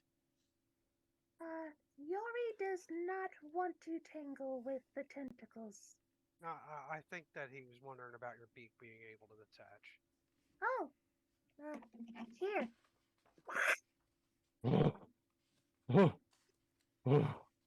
Well, solve that puzzle. Yori dispels her minor illusion. Her beak is still on her face. Oh, I thought that was Dory for a second. See, Oh my god. I don't have to worry about that nicety, and Deadeye just like pops off the lower part of the faceplate, and there's just that hollow black void there. That is very unsettling. Anyone else pop off their face? Just locks it back into place. Uh, On with tour. we're gonna take a break real quick. Parker, can you please roll me a survival check? Oh, geez. Oh boy. To navigate your way through the service area. I rolled a nat one. Okay. Would you like an omen die Uh, for a reroll on that, or no? what the heck? Sure.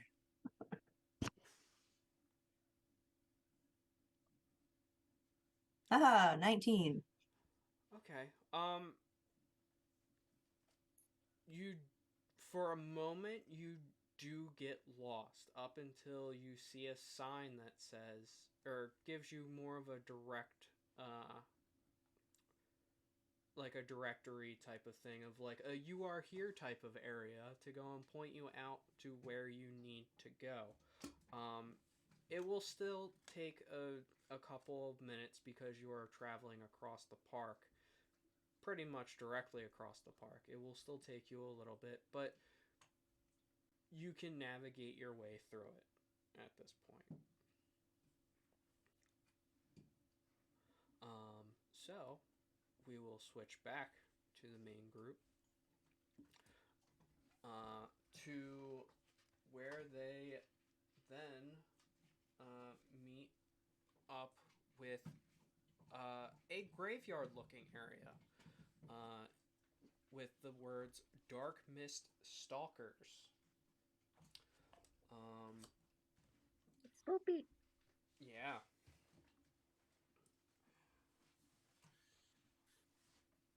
Located in the Shadowfell, these creatures protect the graves of their masters.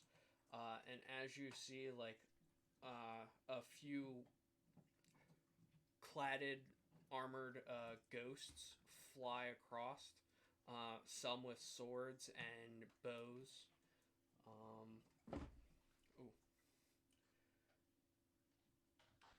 They are still tied to the royals they guard.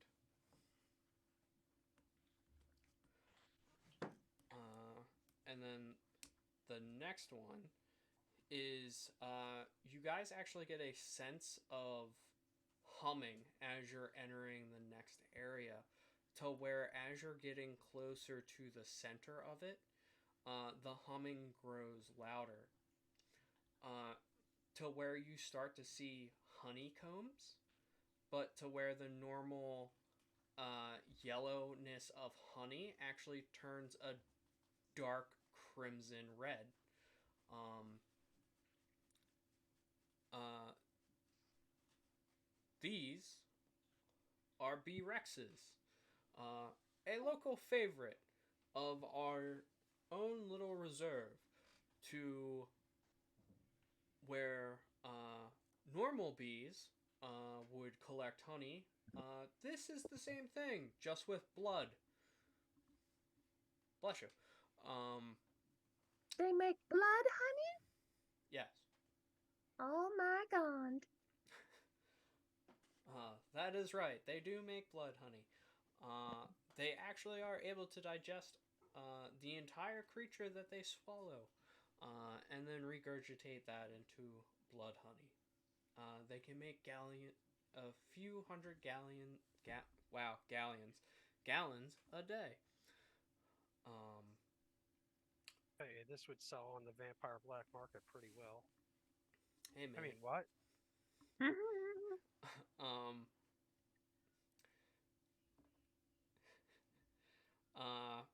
to which you actually see only one B-Rex that is currently like kind of walking around their hive enclosure. You don't see the other one. And then the voice also chimes in as I scare my dog and drop a book.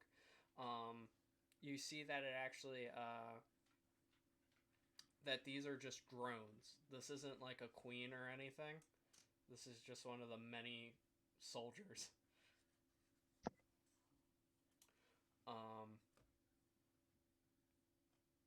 And then next up is the Brazen Bull. This bull, from one of the very many celestial planes, and this is a huge golden bull. These creatures are known to swallow their victims. Whoa.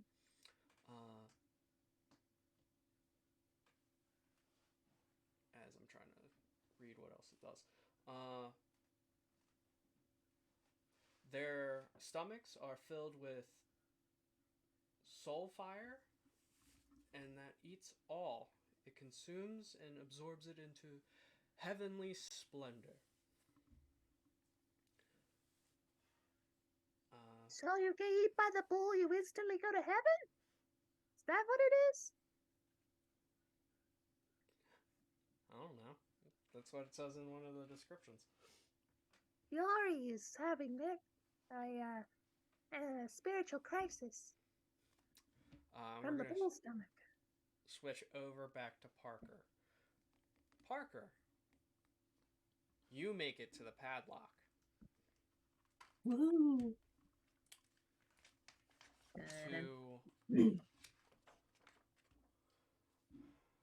To where you are familiar with the area because you have seen this area before in the freak show at the agency, to where it looks oddly familiar to most of the creatures that were there in that freak show.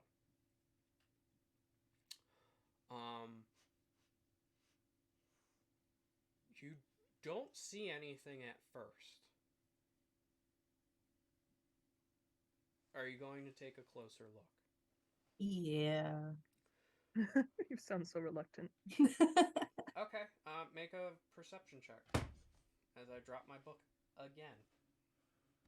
It had it coming. 26. 26. Trying to see.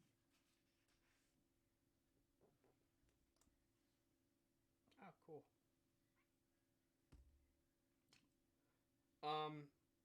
You start scanning the area to where you're looking around, to where you start to see different parts of the terrain actually move, and then you see it step out behind a tree, to which Now, mind you, it's probably about 30 feet away from where you are currently to where it looks at you and a voice enters your mind. Oh. Hello.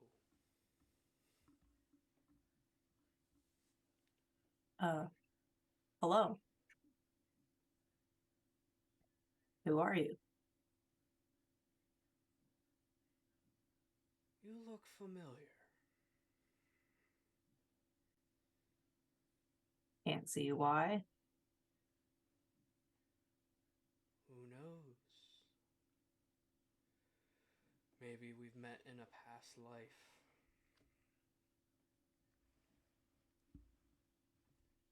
A past life, you say? Or a dream. What's your name? It laughs.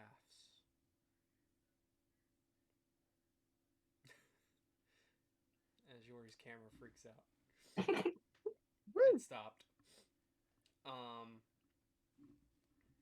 It just laughs and starts walking in between the trees closer to you. I hold my ground. Didn't answer my question. I don't need to.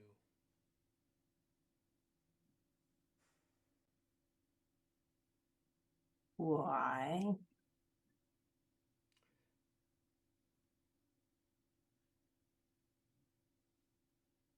Alright, how close are you going to let this thing get to you?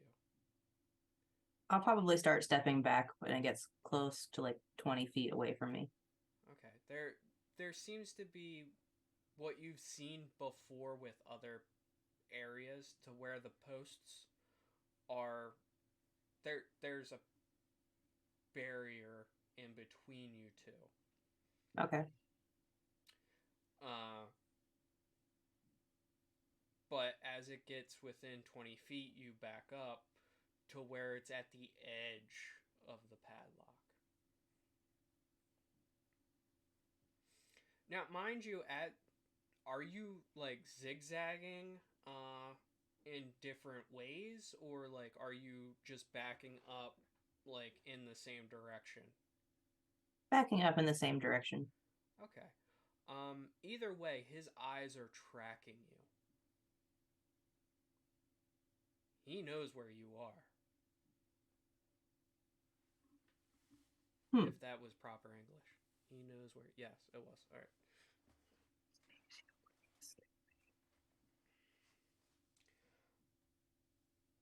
And I'm still invisible, right? Yep. How? Can you see me?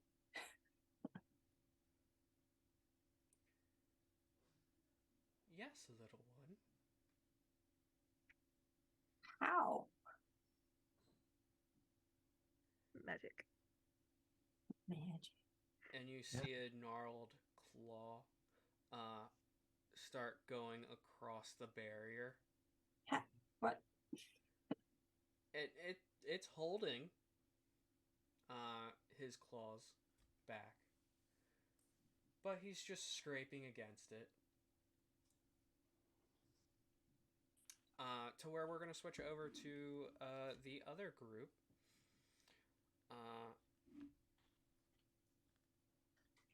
To where you guys actually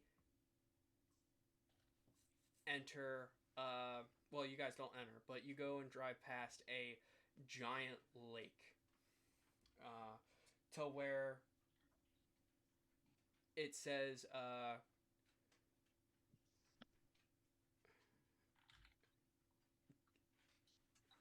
The Quacken! What a waste it! No, it's not. You're close. It's. Oh no. It's a giant Gasta. I don't know why it should be a giant gander or something, because I think that would have been a better name for it. But you guys see a large three-headed goose. It looks kind of grotesque in some areas, like along its neck and everything. Um, but yeah, you see a giant gander as I look for the page. Wow, take a gander at that. There it is. Oh, look, Parker has the pin. Oh, Lord.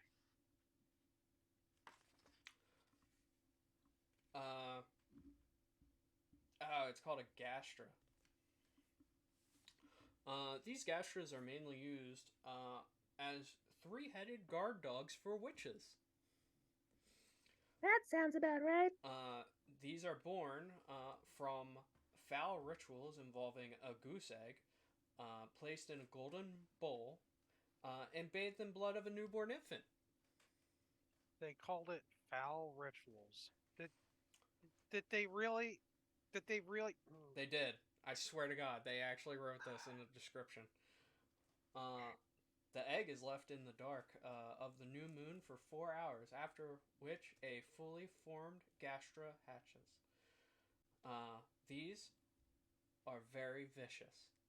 They have vicious temperaments to where they they attack generally anything on sight. And at that point in time, you see like bubbles start forming underneath of this large one, to where you then see rapidly as 9 heads shoot up from the water and of another gastra, just eating that one. Oh my god! This thing's a cannibal. And I'll take a picture of it and send it to you. Are they supposed to do that? Should we call someone? I mean, do you think that they're going to send someone in there to wrestle with these things right now? Yori doesn't know. Magic works in mysterious ways, okay? Magic works in mysterious ways. Yori 2023. That is something. Oh yeah, it is something. To where the next one is, I'm totally going to butcher the name of this one. It's called a Jespilus. Jespilus. To where it this is actually a barren wasteland biome, to where certain parts of the region are like there is purple marks on the ground, to where mist starts to form up and actually grow into a mouth to chomp down on different things. And as I look for this page,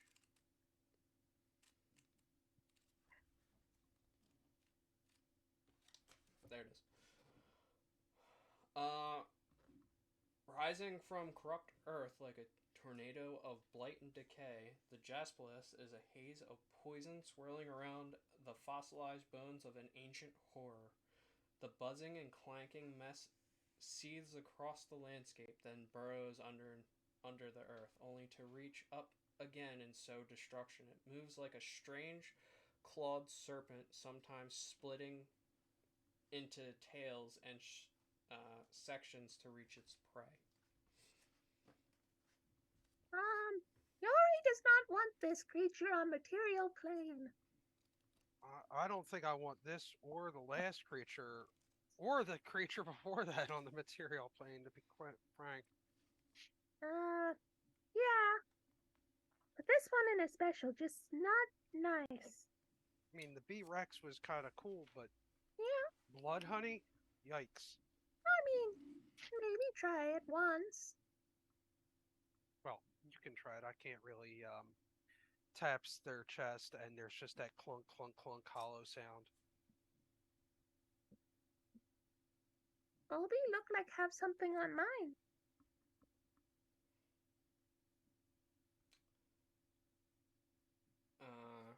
And then we're gonna cut back over to Parker.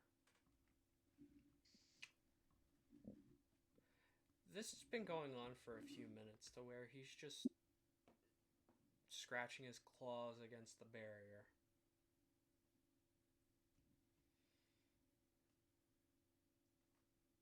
You smell of my kin.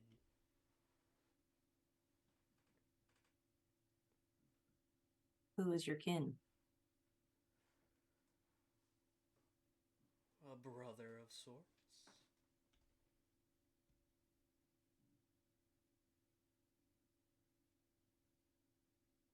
I know lots of people. Who could it be?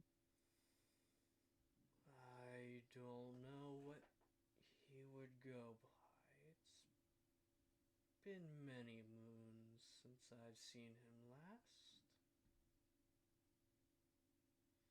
What does he look like?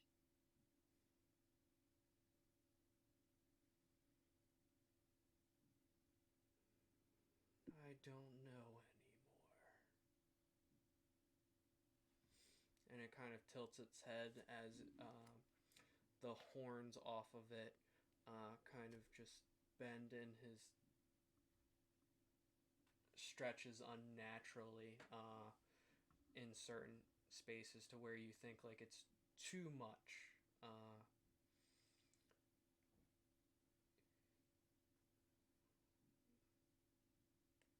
Could it be a mirror? Who? Oh, he's this dude related to Oleander.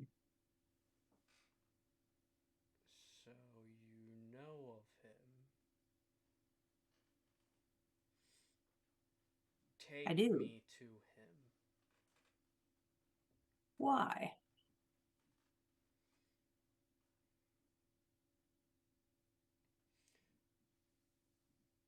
At this point in time, as his claws go across, they reach the center of his body to where you start seeing a ripple in the palm of his hand to uh,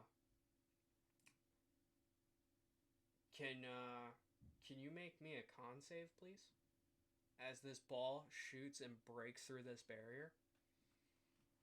Sure. I do not sound confident at all. That would be a nat 1. Oh shit! Honey, I'm gonna die. No, you're not gonna die. don't you know you never hit the party? So as the ball flies over to you,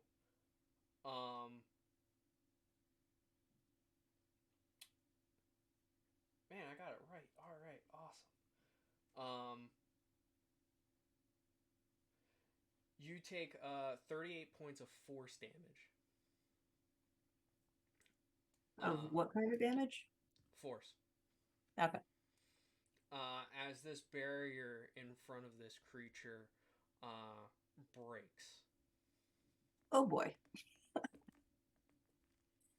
It's Johnny. To where it starts walking out of the enclosure. Mind you, this creature is huge. Classification is huge. So it's taller than Oz.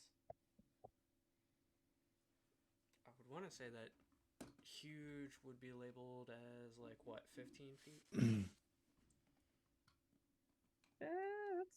Oh boy. Sounds about right. Yeah, this is a big boy.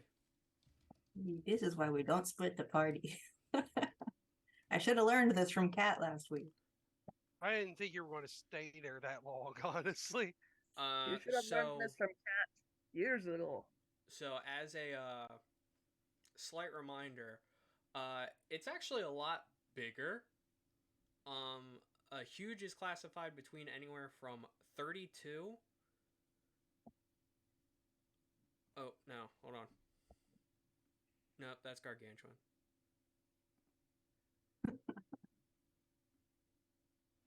Oh god, I should probably look this up. It's a yeah. We'll go with 15 feet for now, because I won't look it up in the middle of the stream.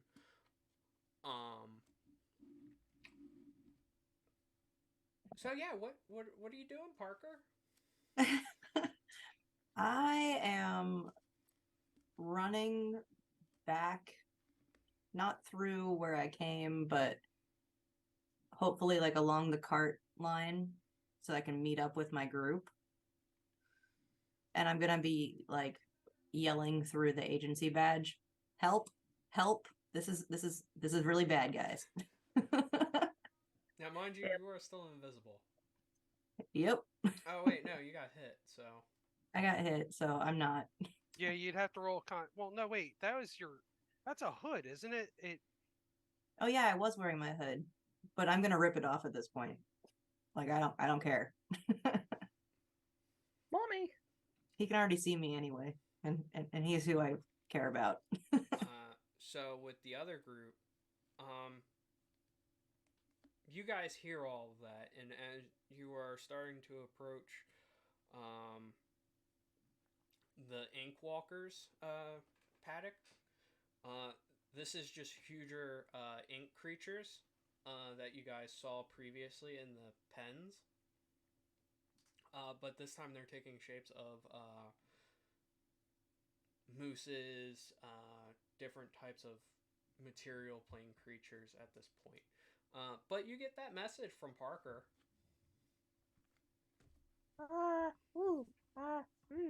What do? Where at? I'm working my way back towards you guys. What paddock are we at now? By count? Uh, 4? I think this might be 5. I think it's like 6. Okay. We're at paddock 6. Going to try and see if we can get this thing to move faster. Is there like an actual control mechanism, or does this thing seem fully automated? Fully automated. Come on, man. We spared no expense.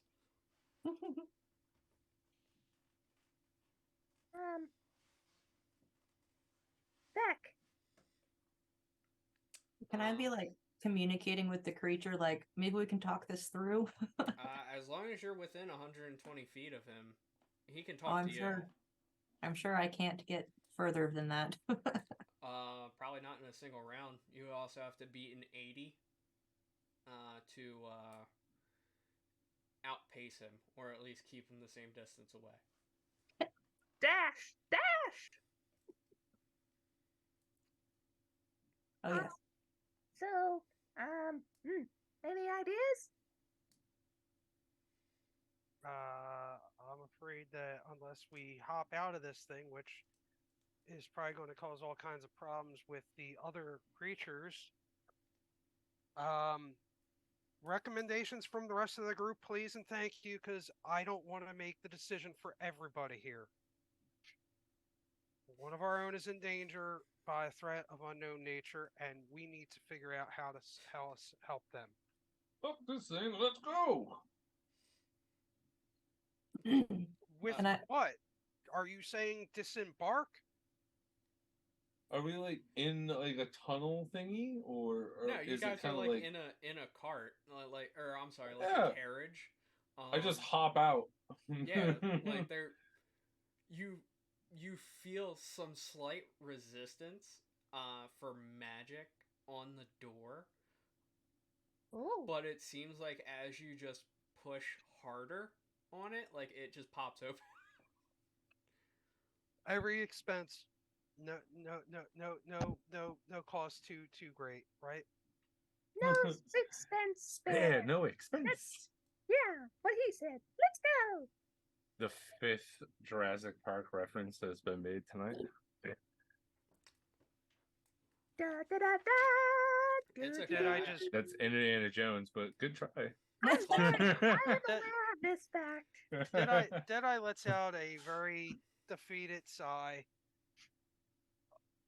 pulls Bertha off of his back, and just decides to follow. And I'm sure that everybody has seen it. Oz and Parker was with us for the last event, right? You were, or no, yeah, you were there Yeah, last I was week. there. But Obi and Yuri have only gotten to see basically covered by like this like tarp like cloth, like almost like one of those like those wild western like over things like that hangs over their body. Underneath this big colorful piece of fabric was just this obscenely large metallic device.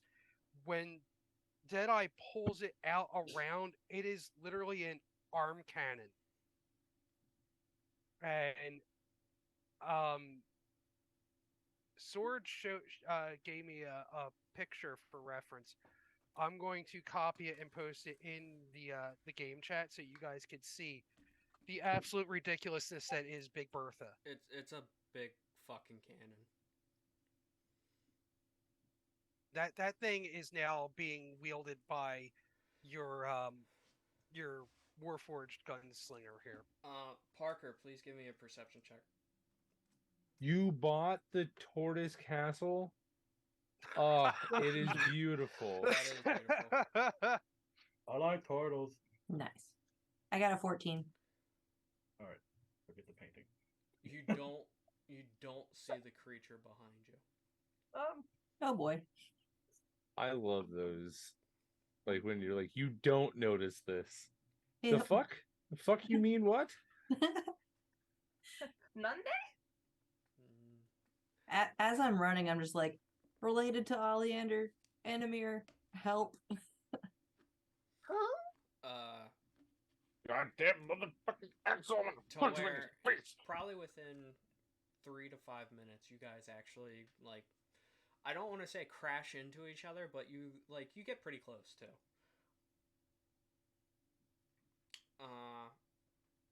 So yeah. Hello. Where is? Oh, there is. About Now- face. Mind you, there is no creature behind Parker. Oh, never mind. Yeah, Deadeye's just kind of like holding Bertha like at point, like looking around, seeing the exasperated, fear stricken, whatever Parker just having ran like their life depended on it. And it's just like doing like a quick like turning, clocking everything, and then like not seeing any movement directly around them is like, are you sure it was pursuing? Yeah, it broke out of the enclosure. Okay. Oh boy. Not out here. This the Points new. around. It saw me while I was invisible Oh, Oh, and that's dreadful. said that I smelled of its kin. wait, it And when talks. I pressed further and I mentioned Oleander's name, it was like, "Oh, you know them," and Oh, fuck. wanted to get to Amir. Wanted to get to Amir or get to Oleander? Amir, Question for the group. I'm pretty sure, or it could be Oleander. I don't know. Yeah, Yuri, What's an oleander mirror? two different things. There is Oleander, who we mentioned earlier. That's the guy who's lives in the Feywild, is trying to break into the material plane and take over the agency and probably the world. Oh yeah. Amir is a demigod who at one time was friends with Oleander. Also, both of them were co-founders of the agency way back when the agency started. Oleander betrayed the group, as the story goes, Yuri's Uh, neck can't go back any farther. and yeah, both Oleander and Amir were separately tricked and or trapped in respective ways. Oleander was trapped here, I believe, and Amir was trapped in a hand mirror. Okay, that seems a bit on the nose, mirror in a mirror. But You have no idea. no. Yuri, sure she doesn't. But Yuri more concerned with the fact that we're being haunted by invisible person. I don't know if they're invisible or just really good at hiding, or perhaps. He was gigantic. Um, did you see if it had any other? And at this point in time, all you hear is boop, boop, boop. To where over the intercom system, and actually above in the sky, you see Skywrite. To where it says enclosure breach. Under what you would assume which padlock or which area is compromised. So far, it's hit.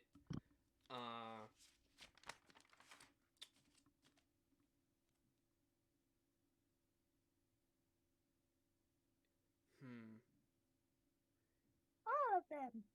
No, it can't hit all of them at once. It hits the B Rexes first. Of course it does. So we should burn this place down, right? None of these creatures should come to the material plane. I think at least on the second don't part of think that that- sentence we agree. I don't think that they're going to get to the material plane without either some sort of portal or agency assistance at this point. As I was about to say before, the awful, awful news that not only is the B Rex is loose, are we not sure that this thing is capable of perhaps more aerial maneuvers?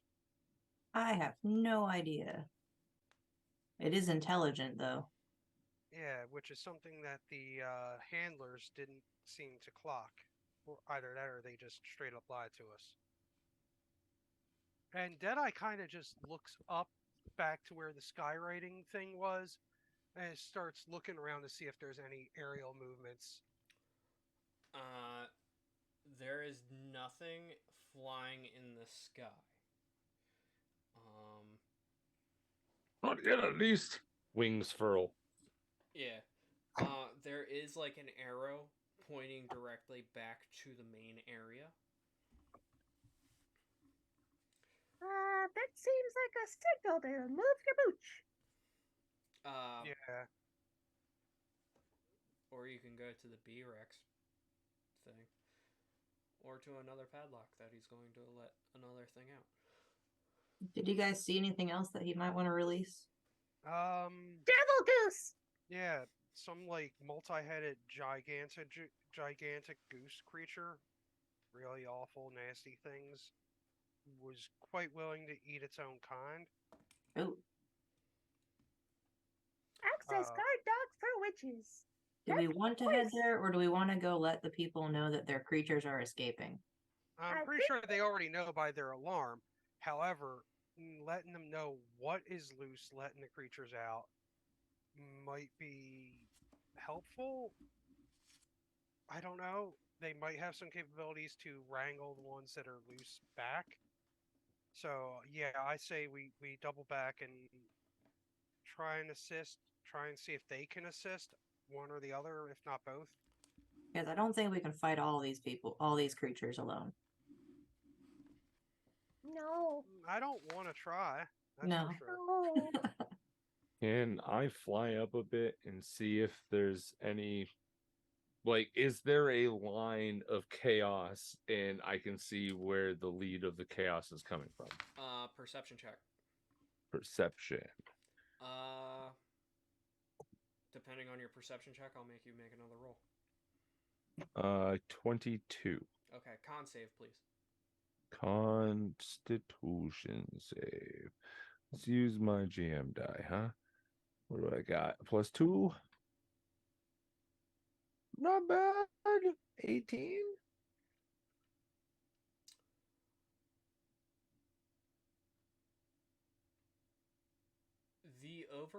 So you remember how we were talking about how you were starting to adjust to the material plane and how you felt slightly sick and off?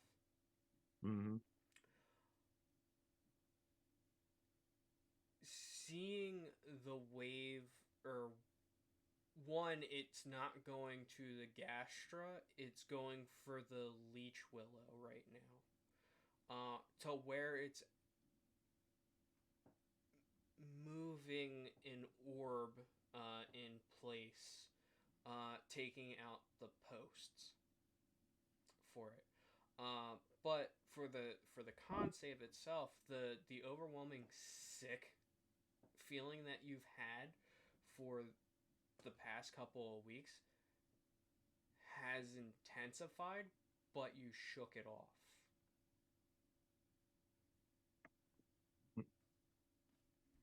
Yeah.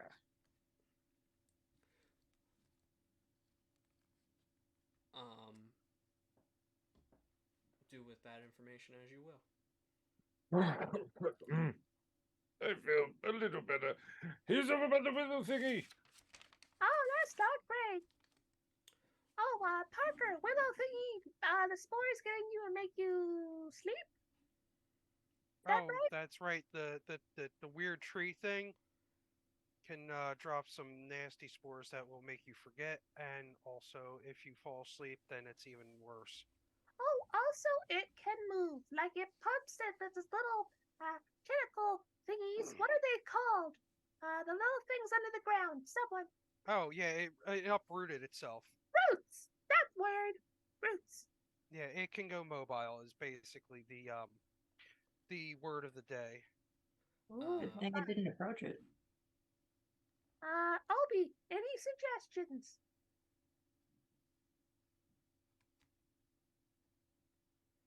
No. Okay. I understand you're new to this, but any thoughts you have will be welcome. I mean, I'll be a little bit honest. I'm inclined to let them handle it on their own and see how they do. And we're here to assess whether or not we want the material plane. And I've been struggling understanding why we should let them in the first place. No. I'm not so much concerned about that, but with the creature slash being here that knows about Oleander and or Amir and is clocking both Parker and possibly the rest of us. Well, If our work efforts help these individuals out in that, then it can be mutually beneficial for both them and the agency, possibly, and the betterment and safety of the realm. so you want to kill it? I'd like to subdue it to see what the hell it's here for, and if it needs to be eliminated, yes. I just kind of leaned over to you and just like, I've been confused since I've started too. I've been kind of just winging it. But if you just go along, it's usually the good stuff. So, but I will say this group is kind of fucked. Nothing. Could be fun to take a look. Oh, This is your first time out of the academy, so why don't you have some fun? Let's do it. this is not Yori's idea. Athos is Fun. gearing the fuck up. Like, so are we going to fight? Are we going to fight? I'm feeling really good today. Are we fighting? Yori doesn't see anything to fight yet. We're gonna. Oh, it's we're over gonna- there. Oh, where did you point, by the way? Oh, by the willow, the By the leeching fucking tree, thingy. of course. That's right. Maybe we That's should why. wear masks to keep out the spores. Although Yori can't really wear a mask because beak. But can rest of still- y'all can wear masks. You can still drape something around your beak, can't you? Yours. A long enough piece of fabric can still probably do the job. I mean, if it's going to poison me, I'm completely immune to all that crap. Not poison. It's different. Oh, It still has to be, I believe, breathed in. So, That is the main way that it affects people, yes. thankfully, I don't breathe, so Ah, should so be Jedi will go okay. in by himself. Thank you for volunteering. I mean, I am armed to the I teeth, don't but think I I am have only stillness one. body yet. I am only one against something that clearly was able to break out of one of these enclosures with great ease. Why does my headphones keep cutting out? All right. So anyway, we're clearly going to go. Yeah. At least to assess the situation, see why it's so interested in either Oleander, Amir, or the two. So you guys are heading over to the Leech Willow?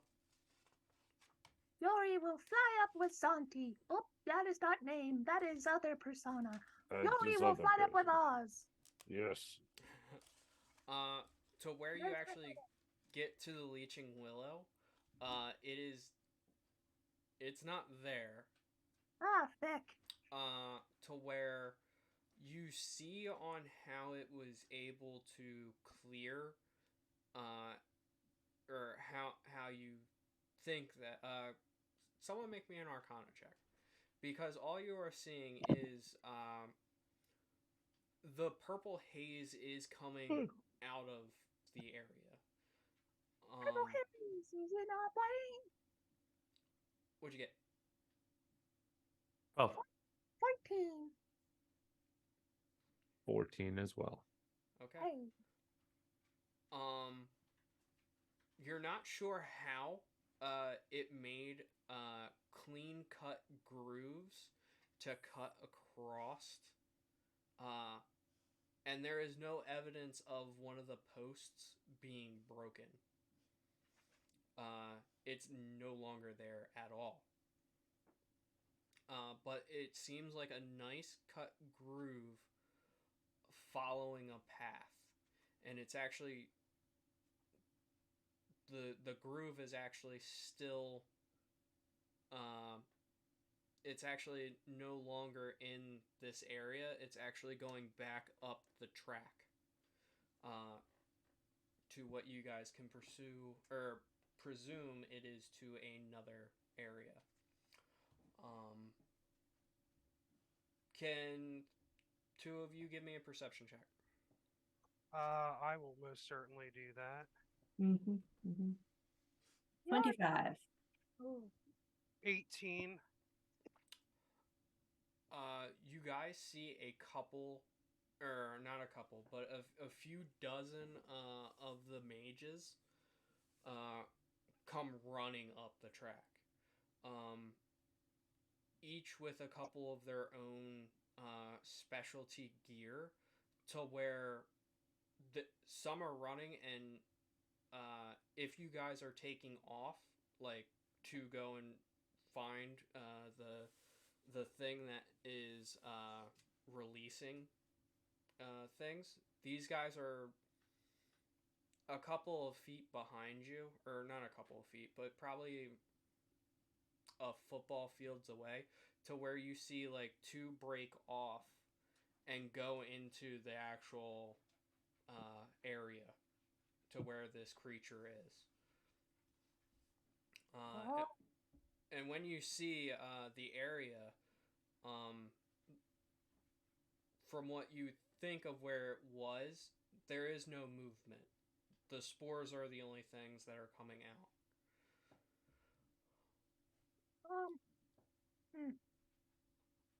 But other than that, what are you guys doing? Oz, what thing to do? Does anybody else think that maybe that thing played a trick like Parker did and made the Willow thing invisible so that people would just walk up on it unsuspecting? It's possible. Do we want to let them know what's loose, breaking everything out, or do you think they know? We should probably let them know that it's actually sentient and they didn't know that. Clever boy. Hold on to your butts. All right. Deadeye kind of waves to the the group of arcanists that are, trying to break off and track which ones are being released. Motions for somebody to come over.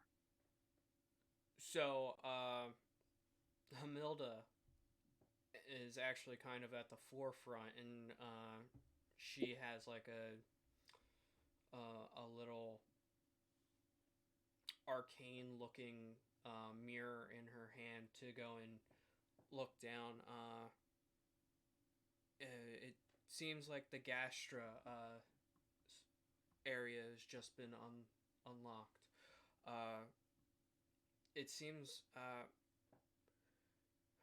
don't know what happened. Why? I don't understand. It seemed so docile. I don't understand how it could even break through. Apparently, it wasn't docile, and it's quite sentient. This is what call, or in common, a ruse.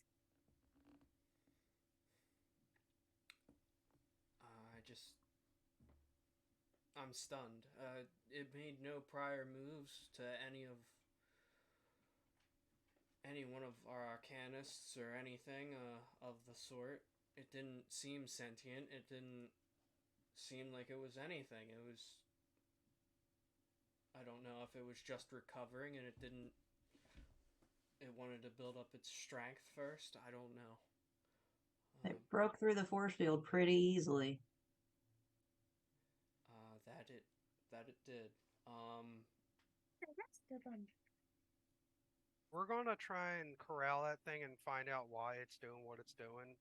I think it's pretty safe to say you won't be getting into the material plane anytime soon. I have to say I agree with you. And maybe one day. Maybe with a little less... More of the petting zoo type stuff. That was real good. And then it just got real bad after that. Yes. Ooh, I've heard there's magics of demiplanes. Maybe keeping them all there and building a place for them to roam. Well,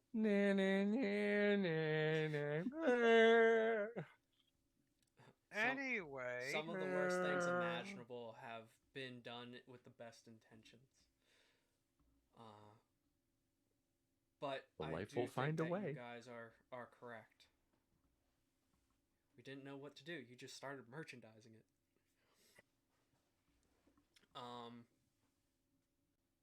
Parker, perception check.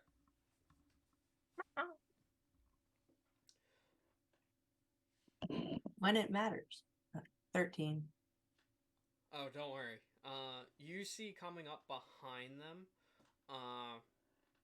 a little cart just filled with different knickknacks and items, kind of traveling down the path.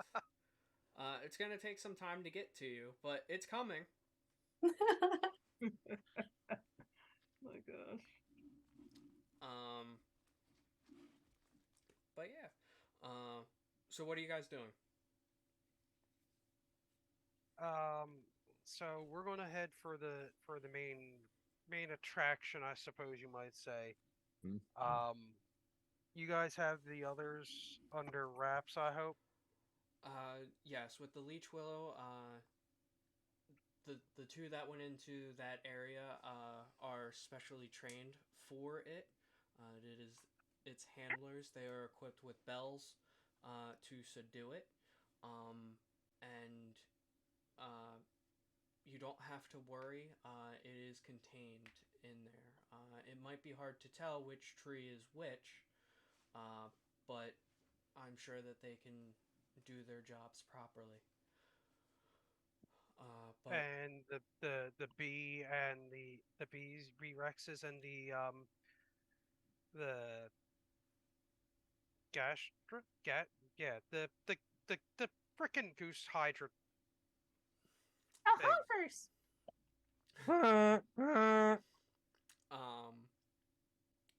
Yes, I regret that name immediately. We have a few that are specialized in those areas as well. don't have to worry about that. I would just try to stay focused on the main attraction, but we'll have to work together, so it seems, and then go from there. But Okay. go, please, before it releases anything else.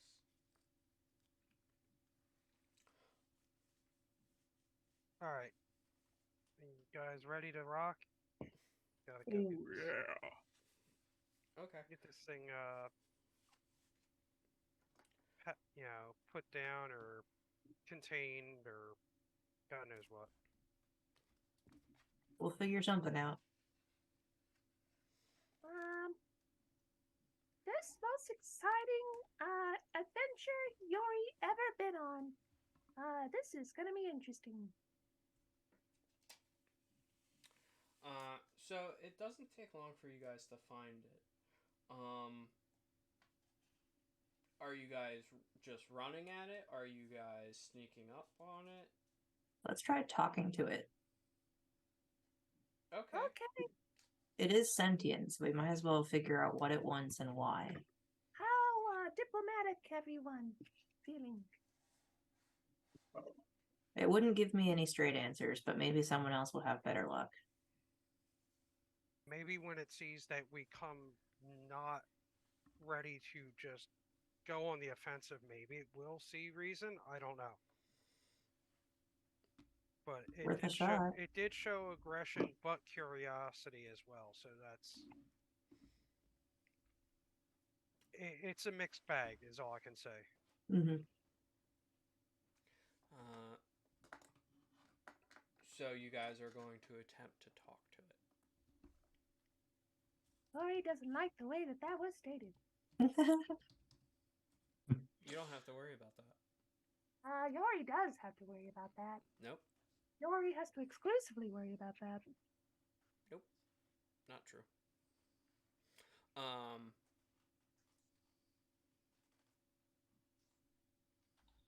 Yeah. So you guys approach it. It is currently Parker, you'll notice this as a difference between how you saw it before, but one of its horns on its antler is broken and missing off, as it is holding that in its hand, kind of going across the landscape, and you see this dark black orb that it is currently controlling as it's just starting to eat away the ground that's coming underneath of it. And it's starting to head to another holding field. I yell out, "Wait! What happened to your horn? Can we help you?" The orb itself stops, but he doesn't turn to look over at you guys. It does lift up its head and what looks to be sniffing.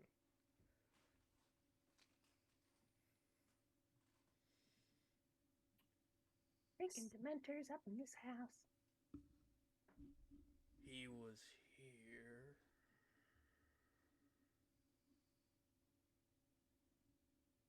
And everyone starts to hear the twisted and gnarled voice. Who was here? Oleander? Mule? Was that name? No. Amir? Mirror, that one. I don't know who you are talking about. He is close, though. And at this point, it turns and starts to look at you. Still sniffing the air up until its head snaps into place, looking at you. to where Oz, you hear an audible screech in your head to where to there you are, brother, as it charges at you guys. Oh snap! Oh, fuck! What?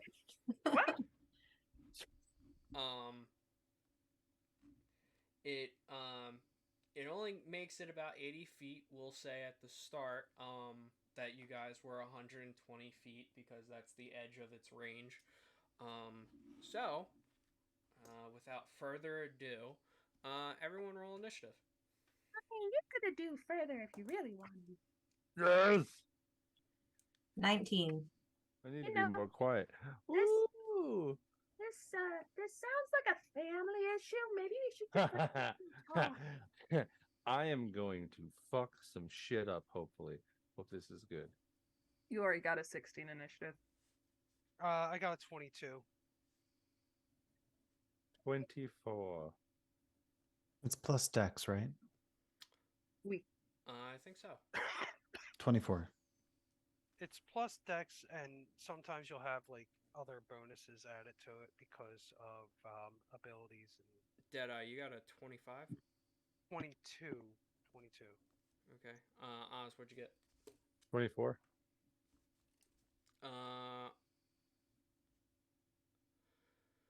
Oz and Obi, what are your dex scores?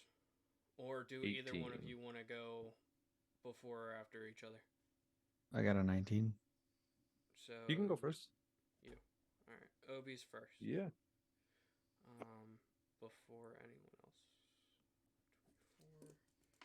24. Wow, the spellcaster has a high dex. That's good. Maybe Blade Singer. That'd be fun. That's great. We shall see. I don't know why, but all my spellcasters always are like, I'm not very good at bouncing around. I'm just good at standing in one spot and going, bow. I'm hardy, usually Constitution. Why am I blanking all of a sudden? Ba, ba, ba, ba. Ba, ba, ba, ba. Obi, you're up. This is so it's coming at us, right? Yes. It moved up 80 feet, so 80 minus 120, that's 40 feet away from you. 40 feet away. Okay.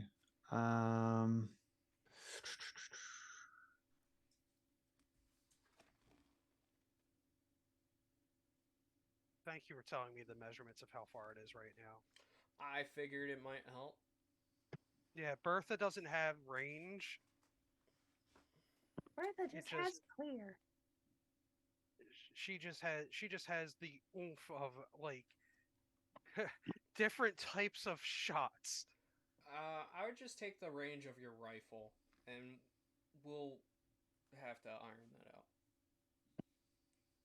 It's okay. That this is supposed to be kind of a like I get it. Like this thing is, you know, definitely clocking in at like short range big boom. Yeah. A literal chest burster. It's basically almost the equivalent to the BFG from Doom. I will nod my head and pretend I understand that. It's the ultimate weapon in that game. Okay. Yeah, that thing definitely left an impression on anybody that got in its path, Mm-hmm. or I'm just gonna left. start off with a banger. Might as well, right? So I have this weird thing where I work in a balance of both black and white magic. And so you kind of see I'm going to turn my rapier upside down and kind of push it into the ground as that red crystal kind of glows and starts to swirl. You see kind of the black and white energy start to kind of like go all around me and before I'm kind of like in this tornado of different energy colors. And I'm going to cast Verflare. And you see as I kind of take my finger and I point it outwards, that several red beads kind of fall out next to the creature. And then they coalesce on top of it and expand into a 20-foot radius sphere of fiery explosion. Okay. And that uses up 2 of my balance die, so I had to use one black and 1 white balance die from my pool. Okay. Also, you have a message here about a weapon stats thing for Oh, do Parker. I? Oh, not me. No, sorry. Oh, Just okay. referring to sword here. Oh yeah. So it must make me a dexterity saving throw. Give me 1 second. And this is going to be a 5th level spell.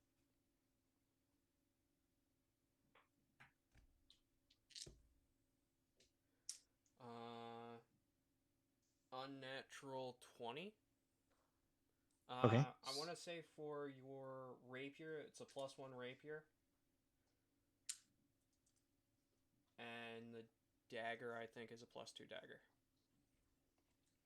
I'll see if I can't pull them up really quickly. So he's going to take half damage on what I got.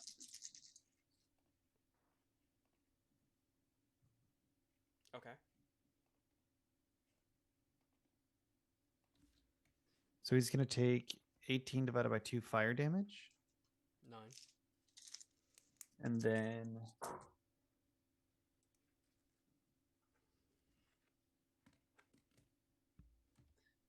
20 divided by 2 force damage. 20 divided by 2, 10. So a total of 19.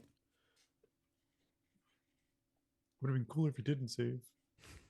Would have been a lot fucking cooler, man.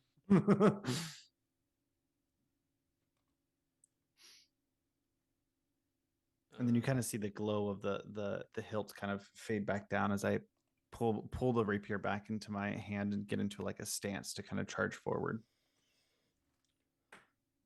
Nice. Parker, I sent that to you. I don't have the blood dagger, but at least you got the rapier, which will be good enough for right now. Obi, that's the end of your turn. Yeah. Okay. Aj, you're up. So the thing that's charging me said, "There you are, brother." Yep. Does it look like him?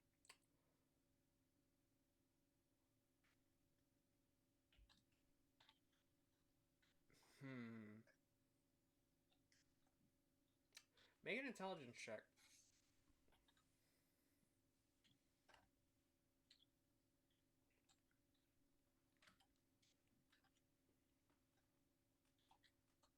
It's a natural 20, but I have -1 for 19. No, you're getting the natural 20, man. So good. So happy for that. weirdly enough, it does. To where this figure that is twisted, from, I mean, your brother looked mostly just like you.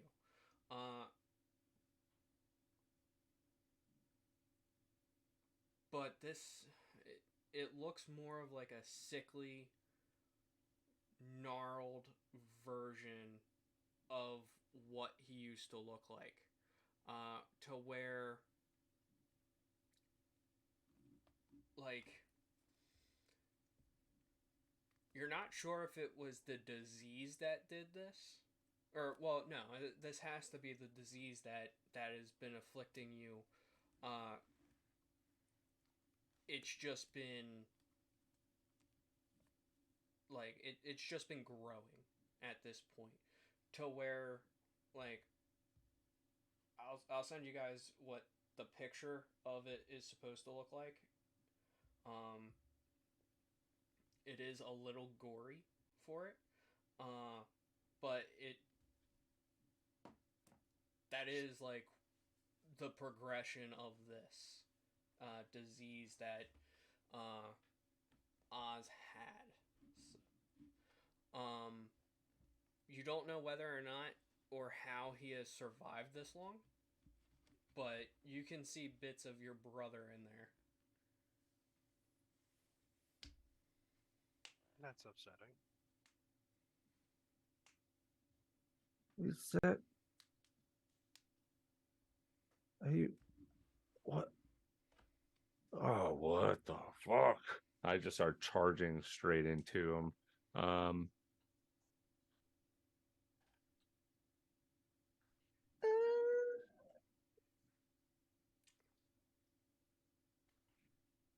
Tough love. Yeah, sure. Yo, you got What shit. the fuck do you think you're doing? I'm not gonna lie to you guys. This is the time to let loose. Just so you know, his name was Dios. Diox. Dios. Okay. That's cool. Yeah, and I'm just gonna start unleashing. The way I'm going to try to remember his name is by saying Dios. Dios. Dios. Míos. We will be saying adios in a little bit. I'm so sorry, but what are you doing, Tim? Yeah, no, I'm just gonna go start running up to him and just if this is my brother, I'm going to be like, what the fuck do you think you're doing? And I'm just gonna start hitting him. Okay. If anybody just unpromptly gets to hit this guy, it's gonna be me. Do it to it, my friend. Alrighty. So here we are once again. I'm beating up my brother. That's gonna be a 19 to hit. Just hits. Cool. What was it that gonna just be hit? 19. Oof. Okay. the next one is a 22. And this one will be a 21 for my first. Oh, sorry. I think I have 2 for my first. So I'll be doing my 2. God, I hate my computer so much. Yeah. All right. So that was 2 attacks and fury of blows. And that was the third one, so I have 1 more left. Okay. That one's a 19 plus 9 for 28. Hits. So he's gonna take ooh, 8 and 4, 12, 5 and 7, 13, 25 plus 29, 33. Sorry, I'm really bad at math right now. 37, 41 points of damage. All dealt in cold, we'll say. Okay.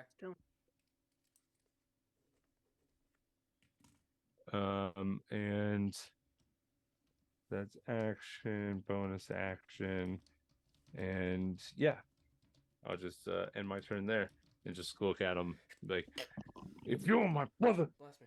what is my mother's name?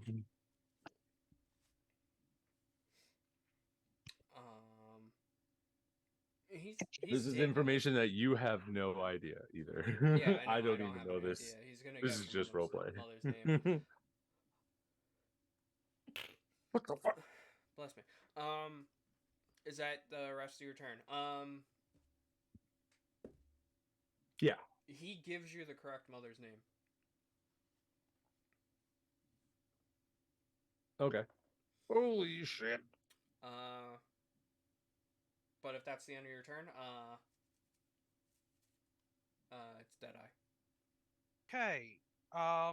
So the thing's about, you said 40 feet from me right now? Yeah. Parker, you're on deck, by the way. Okay, cool. So Deadeye takes like a 10-foot step forward so that he's within the 30-foot range of the normal close range of the Big Bertha. Um, bonus action, Hunter's Mark, and then is going to take a shot with Big Bertha, and I'm going to burn a grit point to use the quote Deadeye shot because that's what it's called in the freaking character class to give myself advantage on my first shot here. Because definitely going full bore here. That is a 26 to hit. That hits. So that is going to be 1d6 from the hunter's mark, 2d8 from the gun itself. We're also going to activate one of the infusions. We're going to use the incendiary infusion for 3d4 fire damage. Nice. So yeah, when Deadeye fires this thing, you see the barrel on the gun rotates, and where the hell is the other D4? That's weird. Oh well, I'll grab one from up here because I have so many freaking dice. And yeah, the barrel rotates, and you see a puff of flame come out with the shot. And is this thing considered a non-humanoid creature? It is non-humanoid. So I get that one. Yeah, it's. I would get that 1d4 radiant as well. Yep. Hot diggity. Oh, that was so many dice to roll. I will say the fire and cold damage seem to not be as effective. Okay. All right. So um it was 5 fire, um 8, 10, 14, 14 from the gun itself, and then 3 radiant.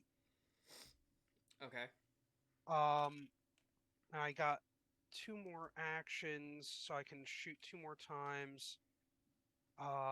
We'll try again, but we're not going to spend any grit for the, bonus of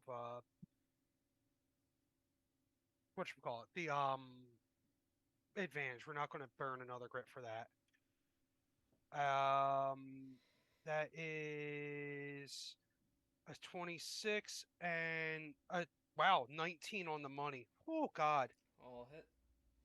Okay, so that shot, the barrel rotates for this one, and it lands on the forceful infusion. So it's going to be an additional d6 force or bludgeoning damage from each of these shots.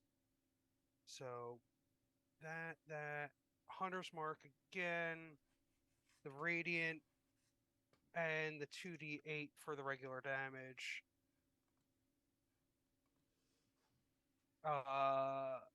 It's 9. Wait, 10.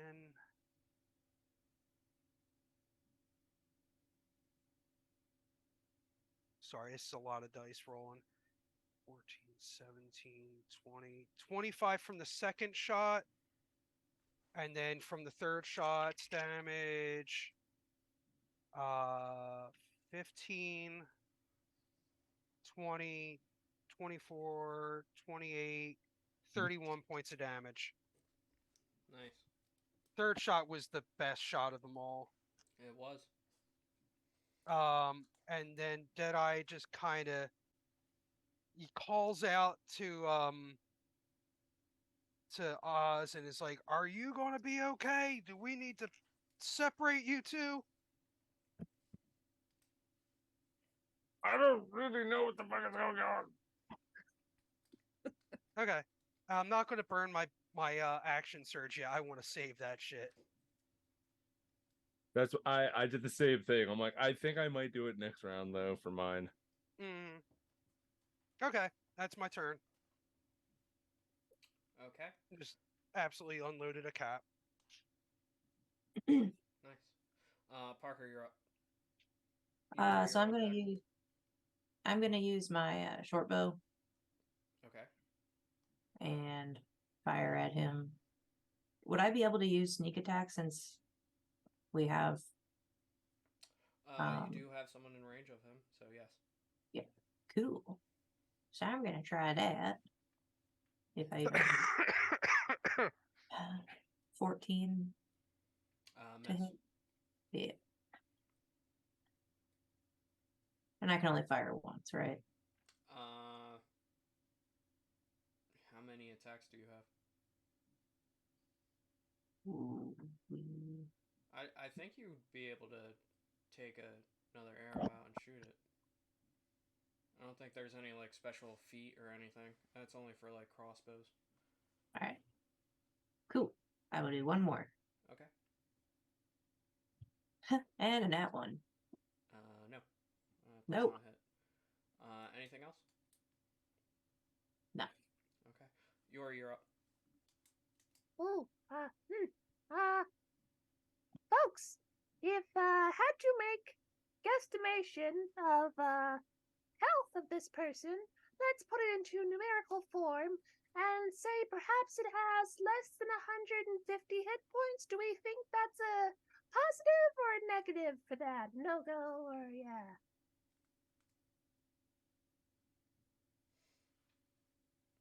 I heard you. I didn't process it. No. Yeah, me neither. I had like a deadeye.exe failed to execute moment. Something that Sorry. has to do with 150 hit points left.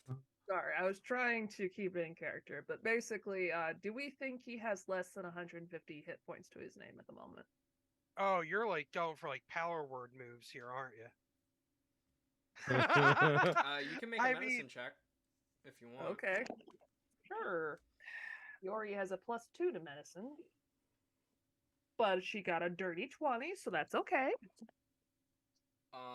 It's not hurt enough for that. Fiddlesticks. Okay. In that case, we go different route. I like your enthusiasm though, going straight for that. You said take out big guns, and you literally took out Gigando gun, so Yori do big gun. Alright, so Yori do exact opposite of that. Abracadabra, go small. You little stinky person thing. Yori is working on common rhymes. Sounds better in Eric Cochran. Yes, she casts a large reduce to reduce it. He does a DC 17 con save. Oh, that's amazing. I love it. You become a small. Natural 19 plus 6. Shucks. I just imagine that I just fucking would swing and it would miss him, and I just, where'd he go? Oh, Darn. That's Yori's turn. Okay. She will take off into the air a little bit, go up about 20 feet. Okay. So it's Dios's turn. To where he has his target right in front of him. Shucks. To where he is going to make 3 attacks. Oh, damn. One's a nat 20, one's a nat 1. Ooh. And then does a 17 hit, Oz?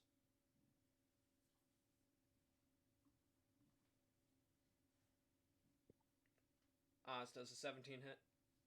no, it does not. Okay. So got a nat 20. Ooh, nice.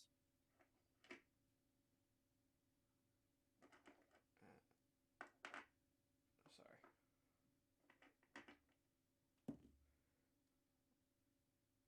For 15 points of damage. Okay.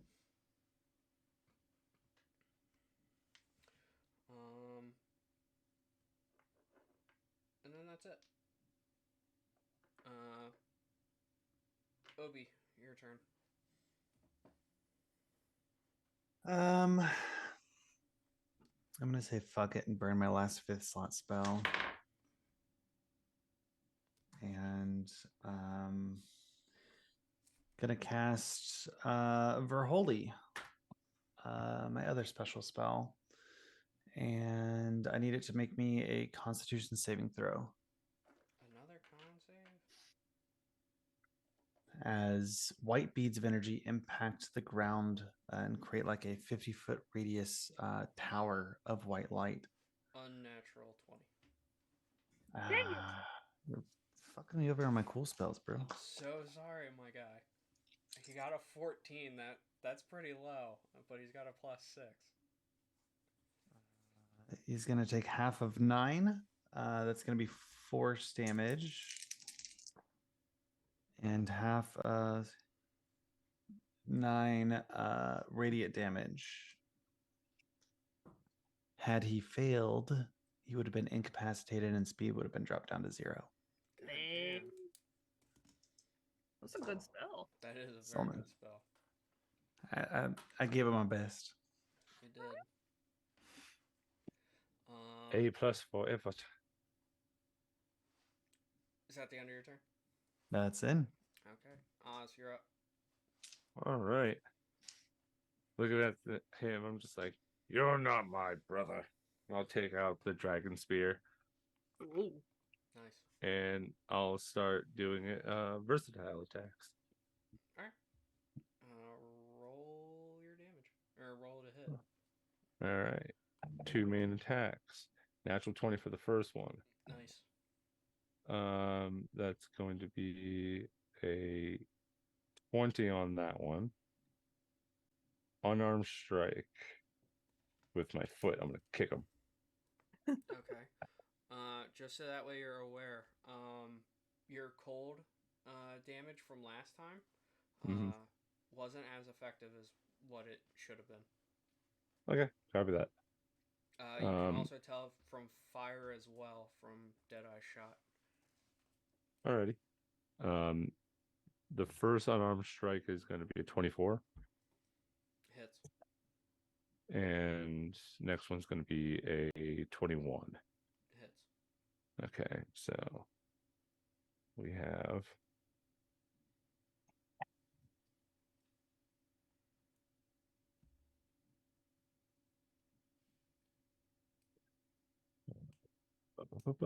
sorry, I'm just looking for my other D.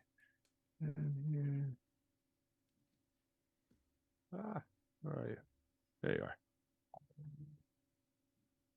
Okay. Alrighty.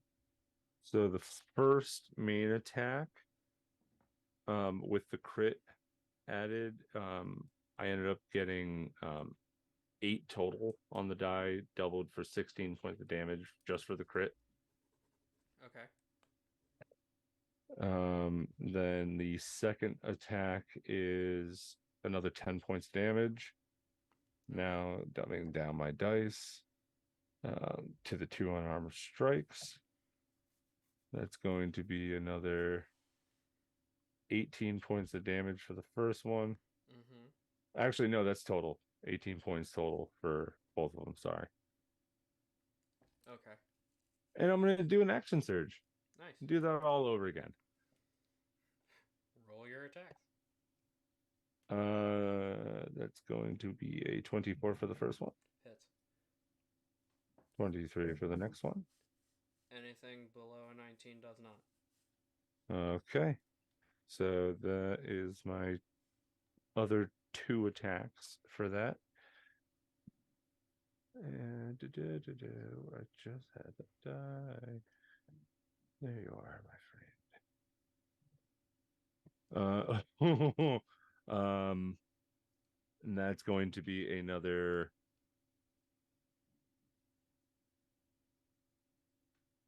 Why am I blanking on this? 26 points of damage. 26 points? Yep. All right. I think I almost hit over 70 here. Or at least 60. You got a good amount. That's my turn. Okay, Deadeye, you're up. All right, time for some shenanigans again. Yes. Still got Hunter's Mark on him, so that's good. Because he's totally focused on Athos and is not trying to attack anybody else, which is nice. Mm-hmm. Deadeye, I should have done this last turn. I'm going to use one of the other abilities I have for, I think this is part of the Ranger. I'm going to mark, he's already marked from Hunter's Mark, but I'm also going to target him as my favorite foe. It's a no action cost, so it actually gives me a D4 extra damage for my attacks. Mm-hmm. So we're going to start in again with Big Bertha doing the force the bludgeoning shot. Shot number 1 is a 27 to hit. So we get the D4 from the favorite foe, 2d8 plus the d6 from Hunter's Mark, plus the d4 from the Radiant for the non-human, and 1d6 for the bludgeoning push or force damage that the cannon is doing. And one more for the road. All down the tower, thank you. 3, 8, 10, 12, 13, 14, 15, 16 points of damage from shot number 1.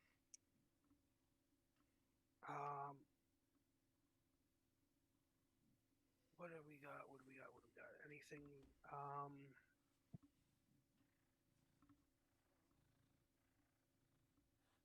We're gonna burn another grit for another possible advantage shot with the Deadeye ability. Oh, I'm glad I did that, or else that would have been a possible misfire. That's only a 17. That's not going to hit.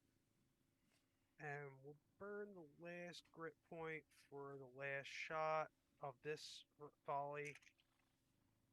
That is an 18 plus 11, so that's a 29 to hit. Hits. Same series of dice for the damage. 10, 11, 12, 13, 14, 16 more points of damage.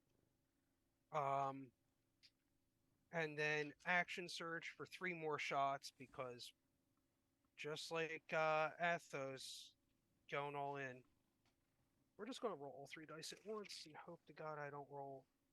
Okay, I didn't roll below I didn't roll my misfire or ranges for that. So those 2 are 18. They both miss. I only hit with 1 at a 25. Okay. So unfortunate action surge. I only got 1 hit out of 3 attacks.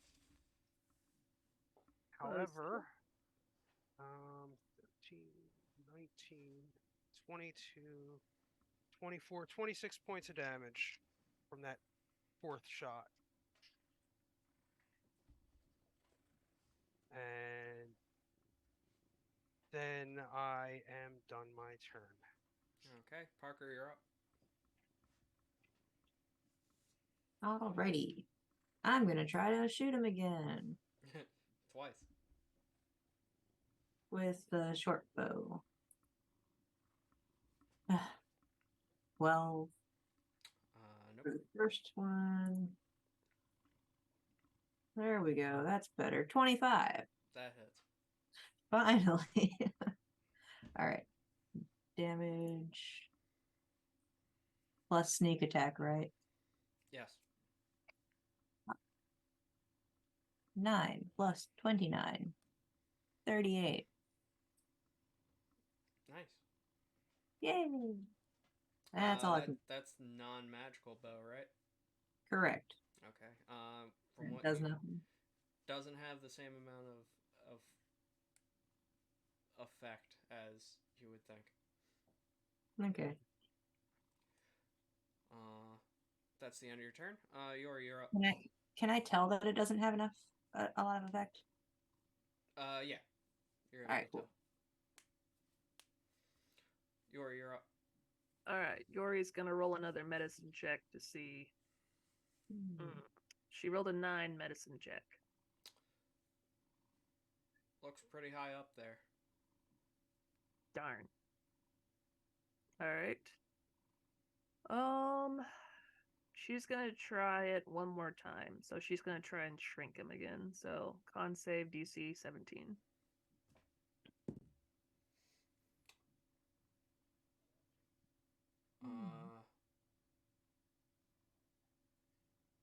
Be small. 14.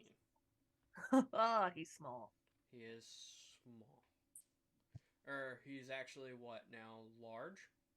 No, I was he's gonna say he gets reduced by one, I think one size. Yeah, he is huge. So he is now large. yeah. So he's large for the next minute. Nice. So yep, that's Yori's turn. She has to concentrate on the spell. Okay. Its turn. He's going to attack Oz.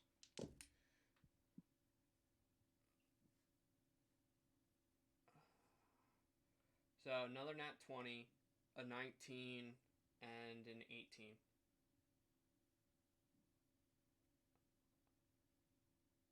All on you, Oz.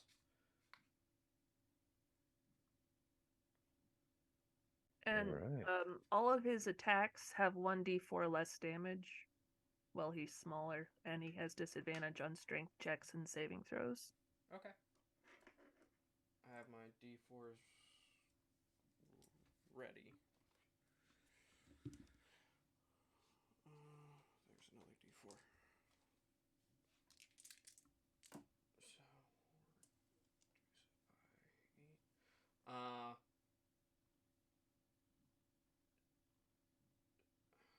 So 14 for the first one.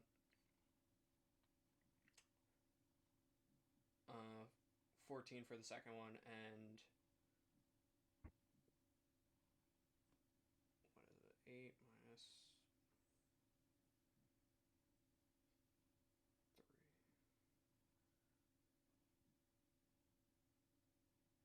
And sorry, I'm having a hard time. A 6 for the last one. Because he rolled low on the nat 20. Alright. That's the end of his turn. Obi, you're up. I'm going to cast Storm Sphere at 4th level. Okay. And a 20-foot radius sphere of whirling air is going to center above him. How wide is he?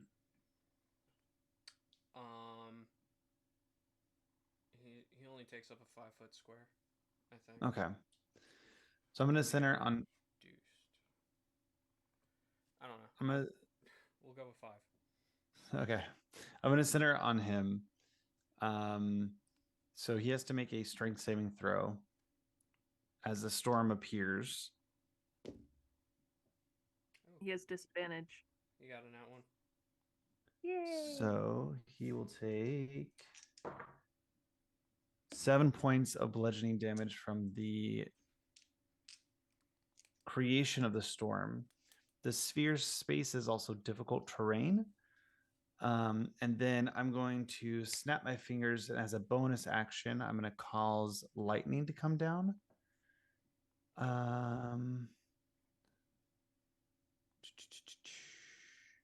ranged spell attack. Okay, so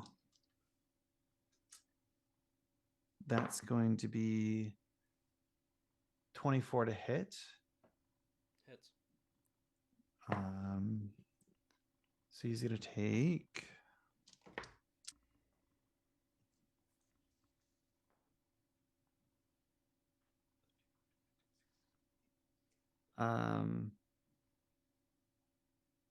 18 points of lightning damage. So the lightning that you shoot at him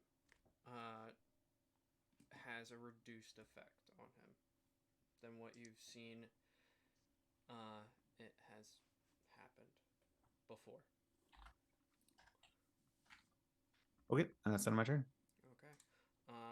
It's your turn. Alrighty. Here we go.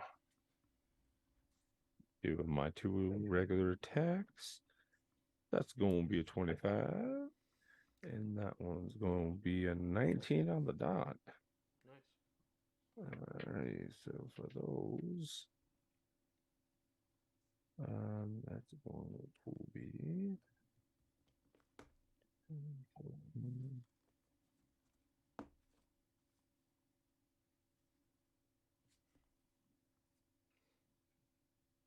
one,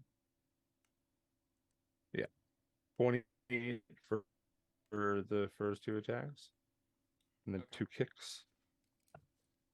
The first one is going to be a 21. Second one is going to be a 22. The unarmed strikes are going to be sinking stunning strikes into as well. DC 17 con save.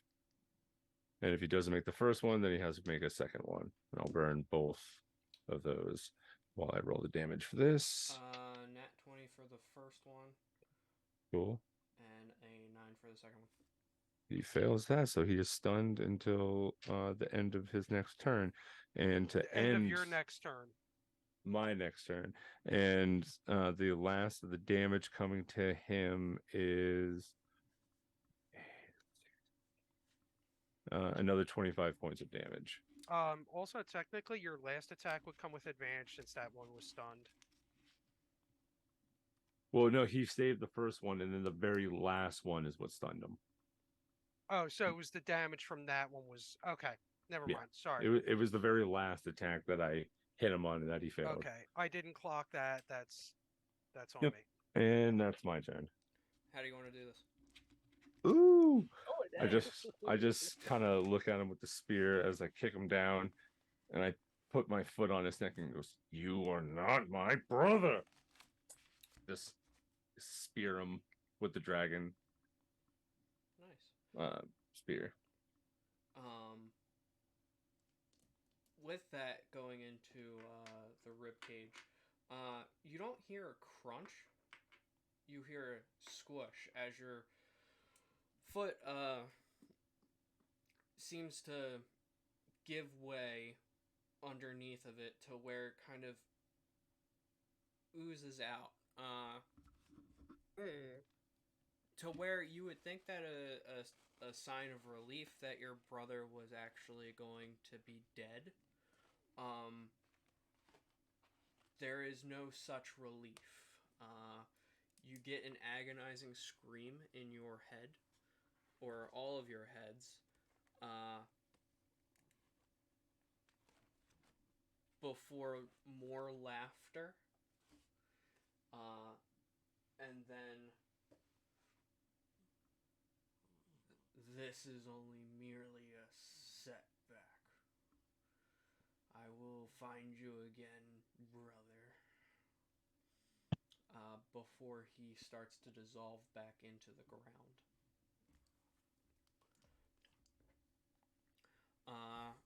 As a quick wrap up, because I know that it is late, it's close to 1 o'clock. All of the other beasts are wrangled. It seems like John Hammond is John Hambond. We don't want to get. Oh, that's why it's Hamanita Johannes or whatever. Seems disheartened and is probably not looking to pursue this anymore. Parker makes it back with all of the carts of goodies. And you guys are safely transported back into the material plane. I will stop Parker and just like ask for one of the bee drone things, I and hand it like over. gladly pay whatever the difference was. Free.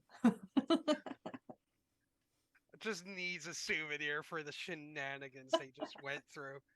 Because Cassandra's not gonna believe this shit. No, probably not. Without further ado, I'm gonna kick it over to the players to go and sign off. We'll start with Parker. Hey, I'm Parker, and you can find me in the Discord as Parker. That's basically it. All right, we're going this way. Oh, you got it. You're good. It's all you, Tim. Hello, I'm the Gray Jedi. You can find me in the Discord everywhere under Gray. If you need a custom map made, please come and hit me up. I do commissions. I'm also the Cosmic DM of Planescape Edge of the Void. Like I said earlier, Planet episode 15 is coming out Tuesday. Come check that out, and in about a month's time, we'll have our first live episode. Nice. So exciting. Who you giving it off to? Let's go up. Touchdown. We're feeling that I'm way. out of my box. You are. I'm in a smaller box. You asked to be bigger, so I provided. You're muted. I am. Thank you guys so much for having me. It was a lot of fun. My name is Magic. I'm with Magic Academy. You can check us out on all the platforms. Yeah. And then I'll go over to Yori. Hello. You can find me as Yori on the Discord. And apparently now I make necklaces and fairy crowns that's a thing that's just recently happened. But yeah. So yeah. Over to this guy. Hey, hi, yeah. I don't have to point to anyone this time. Ooh. Hi, yeah, I'm Cregan. Play Deadeye, I play Erdle, and I play a lot of various things on the Discord. I actually also play on the OG play by post RP Sky of Diamonds. I actually just brought one of my old characters back into the mix down there. But yeah, you can find me over on the Mayhem Gaming Discord, doing all kinds of role play and meme shenanigans. Um, find us there. Find us here weekly. Um, find us on our TikToks as long as that's still a thing. It is. You know. No, I'm saying with Oh, the whole TikTok shenanigans, because governments don't know how to not take bribes. But I'm not biased or anything. Anyway. Segue. Hey Nick, you wanna send us off here? Oh yeah, sure. Check out all the links down below for our Discord, TikTok, YouTube, merch shop, and yeah, you can catch us here every Friday at 8:30, playing Dungeons and Dragons. With that, have a good night, have a good evening, have a good Let's open a afternoon. merch store for our Discord members. So please become a Discord member so you can check out our awesome merch store. It's too close to the mic. I'm sorry. I didn't realize it was that loud. Yeah, it was. All I heard was Discord members no merch store. words. Yeah, it was just mumbling. Please, Oh, everyone. I said I want a large fries. Please, everyone, we have ourselves a merch store. If you would please kindly go to our Discord and become a member so you may sign up now to become one of our exclusive merch members. How was that? Was that better? Yeah, that was a lot better. I think we should clip that and just post it. Are you secretly the movie phone guy?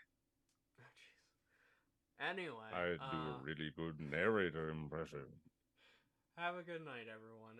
Enjoy the rest of your Hello, day. I am Gray, and welcome to Movie Phone. Good If night. you'd like to watch the Dungeons and Dragons movie, push 1 now. Goodbye.